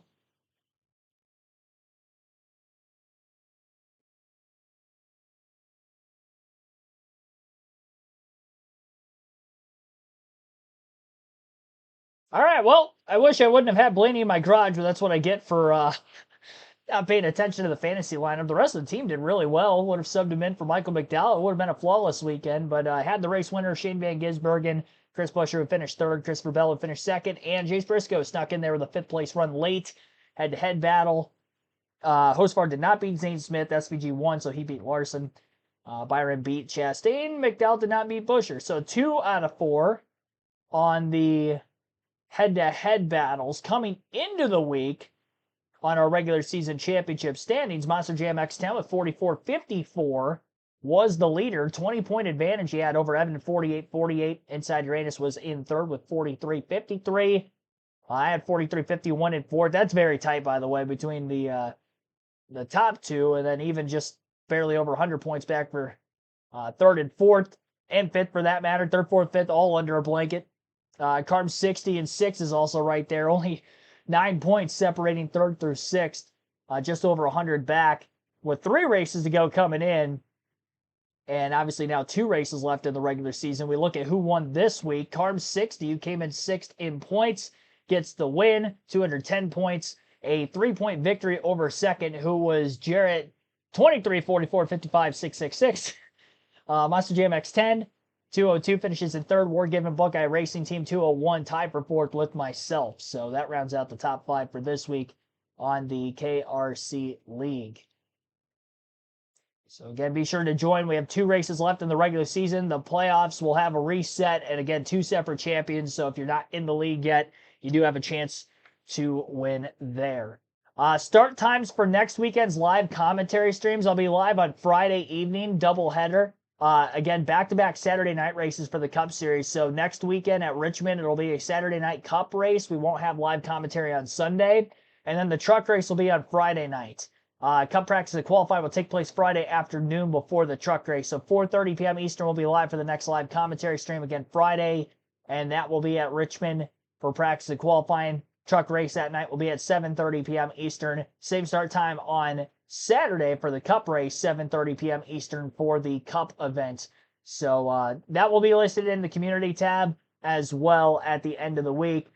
Quick update on the point standing side of things. Obviously still at the 13 different winners because we only have 2 races left in the regular season. That means at least 1 driver will lock themselves in on points. Tyler Reddick is plus 117 above the cut line. Alex Bowman plus 60 and Chris Buescher plus 34. After finishing runner-up today, he came in plus 23, so he gains 11 points on the cut line ahead of his teammate Ryan Preece. So Preece minus 34, Kyle Busch now minus 102, minus 125 for Ty Gibbs, and minus 129 for AJ Allmendinger would be 16th through 20th. And it looks like USA Network is caught up with Chris Buescher, who finished in third today. Yeah, back speed. Obviously, last year we didn't have to dive into the point side of things. So we brought a fast race car and it made it happen. We had a really fast race car again. Just definitely took the opportunity to capitalize on some big stage points there early. Still got back up into second there, right, and was making some pretty good headway, but just used it up really hard trying to get by a couple of cars and get to that track position, and fell off pretty hard there at the end. Hey, Chris, great job once again. I mean, I know that this is kind of an obvious thing to say, that being in 16th is in the worst possible spot that you could be. I mean, you want to be inside of that, but playing these races out, from a driver's standpoint, what is your mindset as you go into this? I know you want to win, and you've got 2 good racetracks yet coming up to you, but is that hard to prepare maybe 2 different ways for these races? Probably. I'm an avid person against points racing, but I do understand our situations this time. So, when we waited for those stage points there, and like I said, it still put us in a good spot to be in the contention here and really still be fighting for a win, just not close enough. But to head into the next 2 weeks, racetracks that we've won at, certainly not the best place to be, but to put some more points on the board, ultimately it just comes from fast race cars. So go the next 2 weeks, be fast.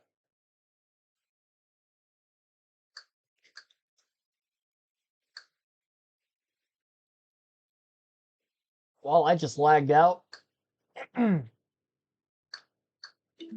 Hulu, at least. Not the stream itself. This team over here, they started bringing really fast race cars that made me look good there. So it's turned my outlook around on Richmond, and it makes me really enjoy going there now. And I think I'm excited for next week. I think it's going to be a blast. Head into a Saturday night race under the lights there, Richmond. It's going to be a good one for us. I guarantee it. Yeah, once again, great job. We're going to let you go. I know it was a long, hard day for you there. Look forward to watching you on Saturday night. I think kind of your roots, Saturday night short track racing, bud. That's right. Getting ready to get after it again. All right, Chris Buescher still above the cut line, gaining a little bit on his teammate.